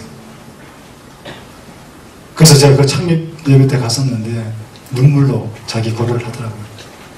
그만큼 어려운 일인데. 근데 지금 많은 사람들이 사교육 걱정 없는 세상이 교육계뿐만 아니라 일반 운동에 있어서 중요한 영향을 끼치는 단체로 알고 있습니다. 너무 멋있어요. 그분의 삶이. 여러분, 영락교회 청년들이 그러한 세상에 탁월한 분별을 가진 사람들이 돼야 돼요. 많은 사람들이 요셉을 성공의 상징으로 생각하는데 그것은 젊은 나이에 총리가 된 것이 아니에요. 문제는 뭐냐 하면은 고난의 과정 속에서 30세에 애굽의 총리가 된 그 자체보다는 애굽이라는 나라에 어려움을 겪고 있는 그때에 국가 경영에 가장 중요한 대안을 줄 수 있는 사람이었다라는 거예요. 쉽게 말하면 애굽이라는 나라에 요셉이 정말 필요가 있어요. 그리고 요셉 때문에 주변 국가들이 위기를 극복할 수 있었고 자기 민족도 살 수가 있었다는 거예요. 요셉과 같이 젊은 나이에 고위직에 가는 게 목표가 아니라 내가 무슨 일을 하든지 간에 그 일 속에서 정말로 필요한 사람, 하나님의 사람으로 서야 하는 거예요. 할 수만 있다면 판도를 바꿀 수 있을 정도의 능력과 감동을 줄 수 있는 실력을 갖춘 사람이 돼야 돼요. 가끔 저를 찾아와서 이런저런 일을 하고 싶습니다 묻는 사람이 있습니다. 어떤 아이가 찾아왔어요. 부모들이 너무 반대하는데 저는 음악을 하고 싶습니다. 노래를 하고 싶습니다. 그래서 제가 뭐라고 물어봤을까? 뭐 기도해봤니? 뭐 이런 데 물어보지 않고 이렇게 물어봤어요. 네가 노래하면 주변 사람들의 반응이 어때? 눈물을 흘리거나 감동을 받느냐 그랬더니 글쎄 나한테 취미로 해라 취미로. 여러분 물론 빼어난 실력을 모두 갖출 수 없지만 어쨌든 자기가 할 수 있는 최선의 것 자기의 일을 찾아서 살아야 해요. 안타까운 것은 뭐냐면은 자기를 갖고 가거나 사회적 능력을 갖추지 않은 상태에서 그저 믿음 좋은 사람으로 남아있는 사람들이 너무 많다는 거예요. 지금 돌아가셨지만 여기 김종성 장로님 계셨지 않습니까? 은행연합회 부회장 하셨는데 그분이 그런 얘기를 하셨더라고요. 진로 지도를 하기 위해서 대학부 아이들을 모아놨는데 취직하겠다는 아이들이 토익 점수 하나 받아놓지 않고 있더라고요. 그때가 좀 오래전 얘기니까 그렇게 토익을 많이 할 때는 아니었습니다만은. 그러니까 열심히 기도할 뿐만 아니라 기독 청년들이 토익 공부도 하고 축구선수로 운동하고 그죠? 자기 나름대로 자기 분야에 최선을 다해서 필요한 사람으로 되어 있어야 돼요. 그러니까 분명한 직업의식을 가진 그리고 성실성을 가진 사람이 있어야 돼요. 아, 저 사람은 저 일이 딱 맞아. 그런 사람이 돼야 됩니다. 제 기억에 참 기억 남는 한 형제가 있었는데 그 형제는 치의대생이었어요. 지금은 치과의사인데 그 형제는 정말 치과의사 할 만한 사람이었어요. 보통 사람들 보면 여러분 뭘 봅니까? 뭐 눈을 본다든지 아 귀엽다 그러잖아요. 그 아이는 이렇게 막 달려가면서 해봐. 걔는 이쁜 애가 있으면 이빨을 봐 이빨을.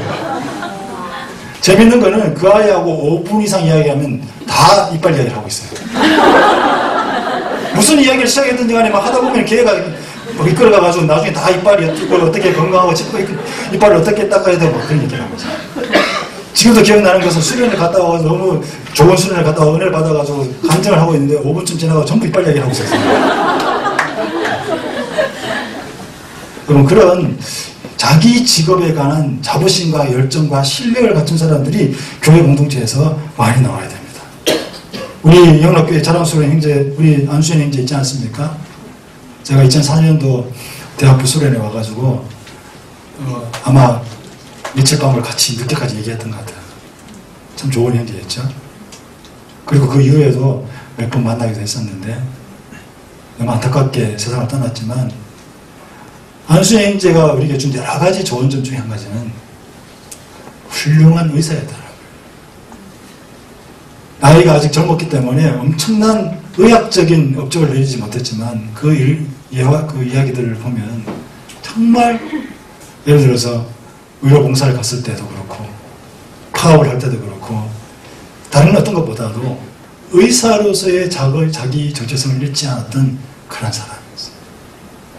여러분 그런 삶이 필요합니다. 그래서 우리 기독 청년들이 가는 곳마다 그런 믿음의 삶을 살아야 돼요. 할 수만 있다면 선교지향적 삶을 살아야 돼요. 단순히 뭐 사행을 잘하고 성경부를 가르치고 뭐 이런 선교사의 삶이 아니라 할지라도 대부분의 사람들은 선교적 삶, 그 직업의 생활이 선교가 되는 삶을 살아야 돼요. 이 선교라는 그 말이 좁은 뜻으로도 너무 중요하고 가치 있는 일이지만 포괄적 의미에서 너무 중요합니다. 최근에 저희 교회에서 한 여자 자매가 특수교육을 전공하고 우리나라에서 국립특수고등학교에서 안정된 직업을 살던 사람이었어요. 근데 어느 날 갑자기 그 모든 것을 그만두더니 연변에 있는 사랑의 집에 가서 1년을 지나고 와서 최근에 간증을 하는데 너무 감동을 받았어요.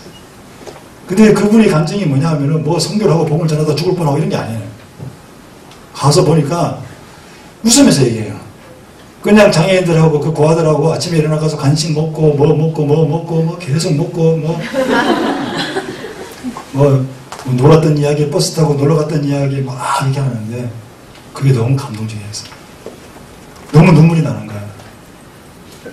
그런데 우리 담임 목사님, 저는 겨우겨우 참았는데 우리 마음 약간 담임 목사님이 참지 못하고 눈시울이 글썽글썽해가 나오고 아주 목사 비하적인 발언을 했어요.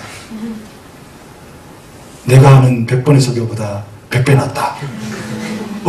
100 곱하기 100은 1000배잖아요.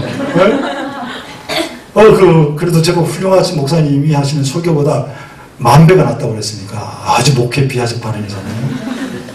근데 충분히 공감이 되더라고요. 그러니까 그 사람이 가가지고 뭐 전도를 하거나 막 예수를 믿었지 않으면 뭐 죽습니다 뭐 이렇게 말하는 게 아니라 그냥 자기 전공대로 거기 가서 산 거예요, 그냥. 근데 그 삶이 정말 선교 그 자체이지 않습니까? 최근에 또 한 형제가 뉴욕에서 변호사가 됐습니다. 그 형제가 아주 뭐 세련된 행적 여러 가지 있고 뭐 그런 형제인데 그 페이스북에서 메시지가 왔더라고요. 이제 뉴욕 변호사가 되어서 참 축하를 받지만 뉴욕에서 변호사하고 로펌에 취직을 하고 한다는 게 결코 쉽지 않은데 저에게 도전이 하나 왔습니다. 그것은 뭐냐 하면은 중동 지역과 그리고 아프리카 지역에 한 달간 봉사하는 기회가 주어졌는데 이 시점에는 빨리 취직을 해야 될 상황인데 가야 될지 말아야 될지 고민 중입니다. 저는 반드시 가야 된다고 말하지는 않았습니다. 변호사가 되고 뉴욕에서 자리를 잡는 것도 장기적으로는 중요한 일이다. 그러나 정말 기도하면서 네가 결정하라. 그랬는데 봉사를 결정했어요. 한 달 동안 정말 법적으로 소외된 곳에 가서 봉사하고 그들을 도와주고 왔어요. 그래서 막 보고를 쭉 길게 줘 메일이 왔더라고요, 메시지가. 그래서 아주 칭찬해주면서 그랬습니다. 너무 훌륭했는데 뉴욕 변호사로 사는 데는 그 한 달이 별로 도움이 되지 않을 거다. 그러나 하나님이 기뻐하시는 네가 꿈꿔왔던 법적 약자를 위하여 살기로 결단하고 변호사가 되었다 하면 지금 한 달의 그 기간은 어떤 스펙보다 중요한 스펙이 되었을 것이다. 그렇게 말했습니다. 그렇습니다, 여러분. 여러분이 어떤 직책을 갖든지 간에 예를 들어서 의사가 돼가지고 의사를 꿈꾸는 사람이 그냥 막 이래서 흰 가운 입고 멋있고 뭐 제가 공고를 가봤더니 의외로 파란색 군복이 좋아서 온 사람도 많더라고요. 그러니까 그렇게 유치하게 살지 말고 의사가 돼가지고 많은 월급이나 사회적 지위나 이런 걸 꿈꾸는 사람은 의사가 되면 안 돼요. 의사들은 어떤 꿈을 꿔야 될까요? 환자를 고치는 꿈을 꿔야 돼요. 그죠? 노래하는 사람은 노래를 해가지고 수많은 사람들이 막 나를 좋아하고 이런 것보다는 내 노래가 다른 사람에게 위로가 되고 힘이 되고 감동이 되는 그런 꿈을 꿔야 돼요. 내 노래를 통해서 예수를 믿고 꼭 그렇게 되지 않더라도 내 노래가 하나님의 포괄적인 뜻을 이루는 선교적 삶을 사는 것, 그것이 중요한 하나님의 사람의 모습이라는 사실을 기억해야 됩니다. 마지막 네 번째는 공동체적 리더십을 갖추는 사람. 여러분, 크게 세 가지로 나눌 수 있는데, 첫째는 대인관계가 좋은 사람이 되어야 됩니다. 그리스도인들은 먼저 사람을 좋아해야 됩니다. 근데 의외로 교회 공동체에 있는 사람들 중에 사람에 대한 두려움을 가진 사람이 많습니다. 제가 알고 있는 한 자매, 정말 주위에 있는 사람들 그 자매를 참 좋아했어요, 대부분이. 근데 어느 날 수련을 가자고 했는데 안 간다고 그러더라고요. 왜 안 가지? 신앙도 좋고 다 좋은데 왜 안 가냐고 그랬더니 속 이야기를 하는 거예요.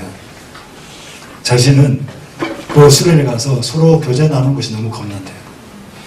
그 자매가 7장 쓴 자매예요. 그래서 의외로 사람을 두려워하는 사람이 많고, 심지어는 리더들이 사람을 두려워해요. 성경 보면서 사람을 쳐다보지 못하고 그런 사람이 있잖아요. 그죠? 먼저 우리가 해야 될 중요한 훈련은 사람을 좋아해야 됩니다. 그래서 더불어 사는 연습을 해야 돼요. 그래서 더불어 놀아야 합니다. 여러분, 더불어 잘 놉니까? 네, 더불어 놀아야 돼요. 영화는 어떻게 봐야 되죠? 종소에 혼자 가는 거 아니에요. 같이 가요. 같이. 재밌는 거는 옛날 슈렉, 우리 영락교에 있을 때 슈렉을 같이 봤는데, 2번을 봤는데, 한 번은 꽉 찬 상태에서 봤어요. 너무 재밌었어요. 너무 웃었고, 막 한참을 재밌게 봤는데, 똑같은 영화를 조조로 임원들하고 가서 봤는데, 너무 재미가 없는 거예요. 왜냐면 웃으러 막 웃는데 아무도 안 웃으니까 재미가 없나? 진짜 황당했던 것은 작년인가 월드컵 할 때 새벽에 축구 경기 하나 있었잖아요. 근데 또 새벽기도 가야 되니까 그래도 축구도 봐야 되고 그래가지고 새벽에 일찍 가가지고 그 건물에 아무도 없는데 혼자 새벽기도 하기 전까지 축구를 봤어요. 대단한 열정이지 않습니까?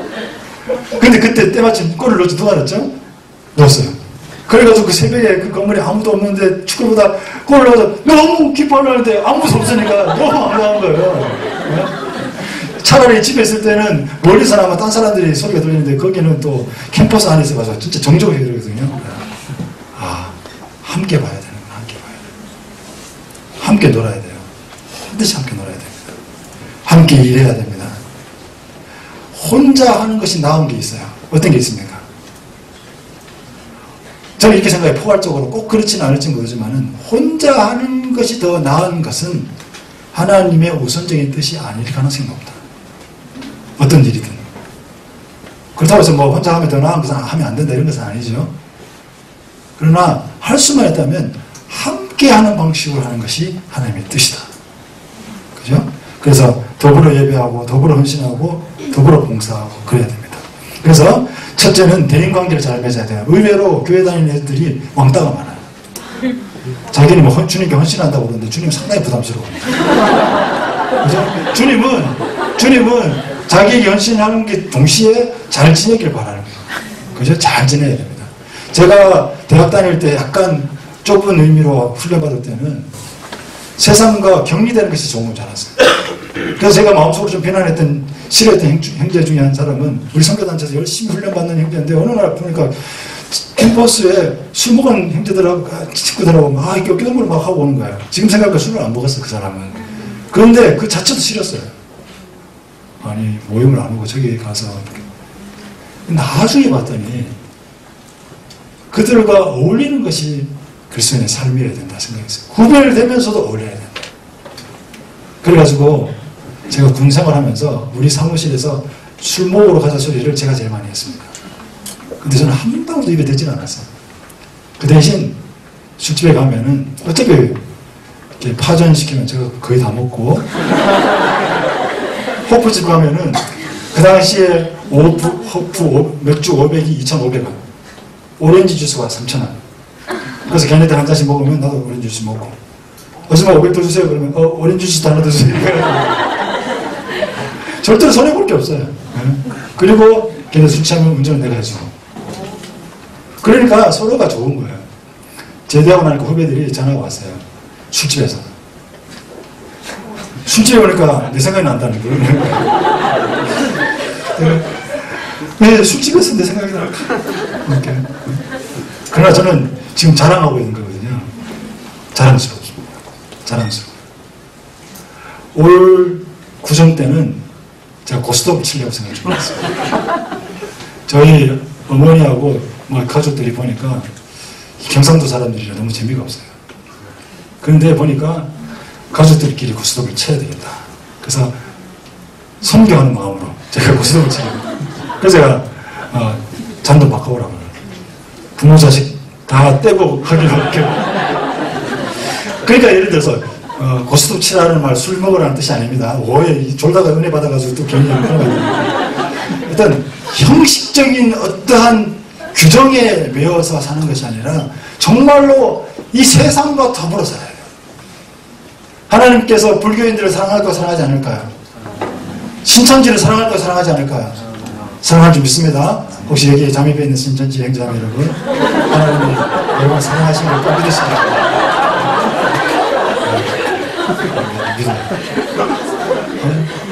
정말이에요. 네? 여러분 더불어 살아야 됩니다. 더불어. 두 번째는 더 나아가서 지도력을 가져야 됩니다. 지도자는 자신의 존재 능력과 성품과 영향력에 있어서 성숙되어야 됩니다. 그죠? 그래서 많은 사람들에게 선한 영향력을 끼칠 수 있는 사람이 되어야 됩니다. 마지막 세 번째로는 공동체적 영성을 가져야 됩니다. 누군가의 필요를 채워주는 사람.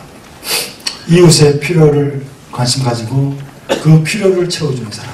더 나아가서 공동체의 필요를 알고 그 공동체의 필요에 자기 인생을 던질 수 있는 사람이 하나님의 사람이에요. 제가 사실은 아들 자랑을 많이 하고 싶은데 그런 대목이 없어서 별로 못했는데 저에게 너무나 화려한 두 아들이 있습니다. 너무너무 사랑스러워요. 41살에 아이를 낳고 나니까 너무너무 좋은 거야. 그래서 얘네들 장가도 안 보내고 그냥 저는 그냥 저하고 단둘이 살 생각을 좀 하고 있습니다만 너무너무 좋습니다. 제 둘째 아이는 첫째 때문에 뭐 여러 가지 상황 때문에 그러지 못했습니다만은 첫째 아이는 거의 제가 목욕을 다 시켰습니다. 어제도 두 아이 다 목욕시키고 화장실 청소하고 또 밤에 자다가 우유 둘째 아이 우유 먹이고 아침에 새벽기도 나가면서 우유 데워주고 머리맡에 두고 나오고 이렇게 했습니다. 너무 좋아요. 얼굴을 바라보면서 눈물을 흘 때가 많습니다. 가끔은 내가 미쳤나 이런 생각이 들 때가 있어요. 너무 가슴이 벅찬 거예요. 이렇게 아름답나, 이렇게 멋있나. 나를 닮았으니 그럴 수밖에 없지. 이런 생각을 하고 있었는데. 근데 놀라운 거는 뭐냐면은 1월달, 2월달, 3월달, 12월달까지 해가지고 사진을 딱 해놨는데 너무 이뻤는데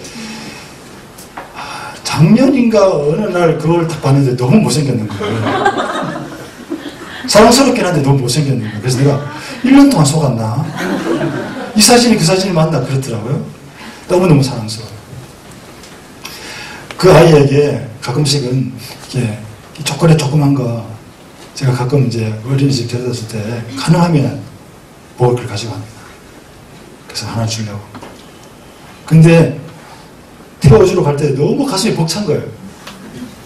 그래서 제가 어제인가 그저께도 어제였습니다. 제가 어디 갔다 오면서 호두과자를 사왔어요. 그래서 어린이집에 데리러 가면서 이 아이를 주면 얼마나 좋아할까. 너무 기분이 좋은 거예요. 그래서 우리 아이 딱 줬더니 나 안 먹어 그러더라고요. 그러니까 내가 사랑하는 내 아이에게 초콜릿 하나 호두과자 하나 산다는 게 너무 기분 좋은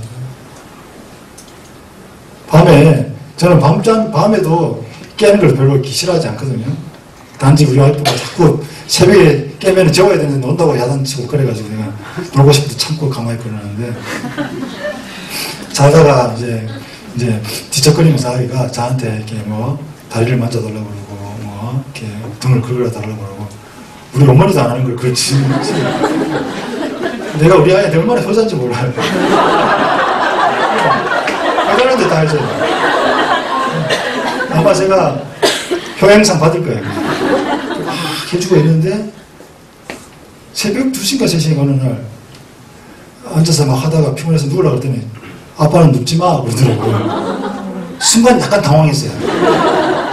왜 눕지 말라고 그러지? 근데 이 아이는 어쨌든 내가 앉아서 주물러 주는 게 좋은가 봐요. 처음에 약간 당황했는데 좀 지나니까 그거마저도 너무 기분이 좋은 거예요. 우리 아이의 필요에 내가 응답할 수 있다는 사실. 너무너무 좋아요. 너무너무 좋습니다. 제일 좋을 때는 이 두 아이가, 특히 둘째 아이가 2살인데 평균 4살짜리 몸무게예요. 너무 키웠지, 너무 키웠어요. 근데 이 아이들이 둘이 동시에 달려올 때 지금 뭐 한 40kg 되는데 둘이 오면 너무 아파요. 근데 이렇게 요즘 가능하면 그냥 앉아서 앉습니다. 두 아이가 와가지고 내 몸을 짓밟고 막 그럴 때 몸은 막 힘들어지지만 그러나 내 마음은 너무 행복해요. 세상을 다 가진 것 같아요. 여러분, 아이에만 그런 것이 아니라 사실은 하나님께서 요구하는 삶은 바로 그런 삶이거든요. 어떤 의미에서는 아이는 쉽지만 우리 주위에는 아이와 같이 우리가 관심 가지고 우리가 헌신해야 될 필요를 가진 사람들이 많습니다. 뭐 그냥 제목만 말씀드리면 가난한 이웃, 노숙자, 독거노인, 외국인 근로자, 그리고 여러 가지 정서적 어려움을 가지고 있는 청소년들이나 아이들, 내면적 고통을 가진 사람들, 장애인들, 북한 동포, 세터민, 중국, 유전도 종족, 전쟁, 분쟁 지역, 그 외에 우리 주위에는 필요를 가진 사람이 너무 많습니다. 하나님의 사람이 어떠한 삶을 살아야 되는가? 공동체적 영성을 가지고 공동체의 필요에 헌신하는 삶을 살아야 돼요. 변호사가 되고 직장인이 되고 또 사업을 하고 장사를 하고 주부가 되고 이것은 비전이 아닙니다. 문제는 뭐냐면 이것이 되어가지고 누구를 위해서 무엇을 하며 살 것인가, 이것이 비전이에요. 예전에 청년 아이가 한 명이 와서 특수교사가 가고 싶다고 그래요. 그런데 이대 특수교육과 가기가 너무 힘들어요 그러더라고요. 너무 고심하길래 내가 물어봤어요. 장애 아이를 돕기 원하는 거냐, 이대 특수교육과를 가고 싶은 거냐. 장애 아이를 돕고 싶대요. 그러면은 그렇게 힘들어하지 말고 이번 주부터 가서 도움 된다. 여러분, 내가 무엇이 되는가 중요한 게 아니라 내가 누구를 위하여 어떻게 사는가, 그것이 비전이에요. 결정하면 돼요. 어떤 대상이든 하나님의 건강한 필요를 가진 사람을 위해서 내가 살기를 결정하는 그것이 비전이에요. 어떤 아이가 어느 날 너무 감동을 받아가 찾아와가지고 목사님, 저는 북한을 위해서 살기로 했어요. 그런데 도대체 어떻게 살아야 될지 모르겠어요. 그래서 당황해서 왔더라고요. 그래서 내일 북한으로 가라. 그렇게 얘기 안 했어요. 그렇게 얘기 안 했어요. 어떻게 했냐면은 내일부터 북한에 관련된 기사를 유심히 보기 시작해라. 학생이었는데 북한 관련된 과목을 들어라. 그리고 네가 어떤 직장과 위치에 있든지 간에 북한에서 필요한 일이 있으면 하고 조그만 금액이라도 헌금하기 시작하고 북한을 위해서 살면 된다. 네 직업이 무엇이든지 상관없다. 많은 청년들이 힘차게 열심을 내고 살아야 될 그 시기에 비전을 선택하는데 너무 많은 시간을 보내고 있어요. 근데 곰곰이 살펴보면 그것은 비전을 위한 선택이 아니고 하나님의 뜻을 묻는 것이 아니고 그럴싸한 직업을 찾고 있는 거예요. 그렇지 않습니다. 정말 하나님의 필요가 있는 곳에 자기를 드리기로 결정하면 그것이 비전의 현장이에요. 그죠? 그래서 여러분, 너무 오래 끌지 말고 결정하시면 돼요. 그 결정하고 그 위를 위해서 살아야 됩니다. 신앙과 실력뿐만 아니라 인격과 공동체적 리더십까지 다 갖춘 사람이 필요합니다. 물론 다 갖추기 위해서는 단시간이 되지 않습니다. 나로의 이야기처럼 10년, 20년, 30년, 50년, 100년을 바라봐야 됩니다. 그렇게 바라보지 않으면 여러분 개인뿐만 아니라 영락교회 청년부 더 나아가서 한국교회에 희망이 없는 것입니다. 한번 따라해 보시겠습니까? 주님, 제가 하나님의 사람입니다. 주님, 우리가 하나님의 사람들입니다. 그런 다짐을 하고 평생을 살아요. 하나님의 사람을 세우는 일에 전인적이고 체계적이고 종합적이고 장기적으로 헌신적으로 계획하는 공동체가 필요합니다. 가장 그 일을 할 수 있는 좋은 교회가 영락교회라고 저는 생각합니다. 그래서 눈앞에 보이는 이익이나 순간적인 감격보다는 긴 안목을 가지고 한 사람 한 사람이 하나님의 사람으로 살아가고 준비될 뿐만 아니라 영락교회 청년부는 이 세상의 영적 흐름을 이끌어갈 수 있는 거룩한 공동체가 될 수 있도록 그렇게 준비되어야 될 줄 믿습니다. 그렇게 사시기 바랍니다. 기도하겠습니다. 하나님 아버지 감사합니다. 하나님, 위기 시대에 하나님께서는 하나님의 사람을 찾으시는 줄 믿습니다. 그렇습니다. 하나님 아버지, 여기 있는 모든 형제자매들이 위기의 시대에 하나님이 찾으시는 하나님의 사람으로 살아갈 수 있도록 도와주시옵소서. 정말 뜨겁고 순수한 신앙을 가지고 성숙된 인격의 향기를 품으며, 그리고 어떤 영역이든 사회 영역에서 하나님의 거룩한 영향력을 끼치며, 그리고 공동체의 필요에 헌신할 수 있는 믿음의 사람들, 하나님의 사람들, 하나님의 일을 감당하는 개인과 공동체가 될 수 있도록 인도하여 주시옵소서. 특별히 리더로 부르심을 받은 이 귀한 형제자매들이 교만하지 않게 하시고 겸허하게 남들보다 더 많이 기도하고 더 배우고 훈련하여서 그 삶 자체로 후배들에게 귀한 영향을 끼치는 정말 존경받는 리더고 이모이고 선배가 될 수 있도록 인도하여 주시옵소서. 이 공동체에 복을 주셔서 한국교회가 복을 받게 하여 주옵소서. 세계가 복을 누리게 하여 주옵소서. 예수님의 이름으로 기도하옵나이다. 아멘.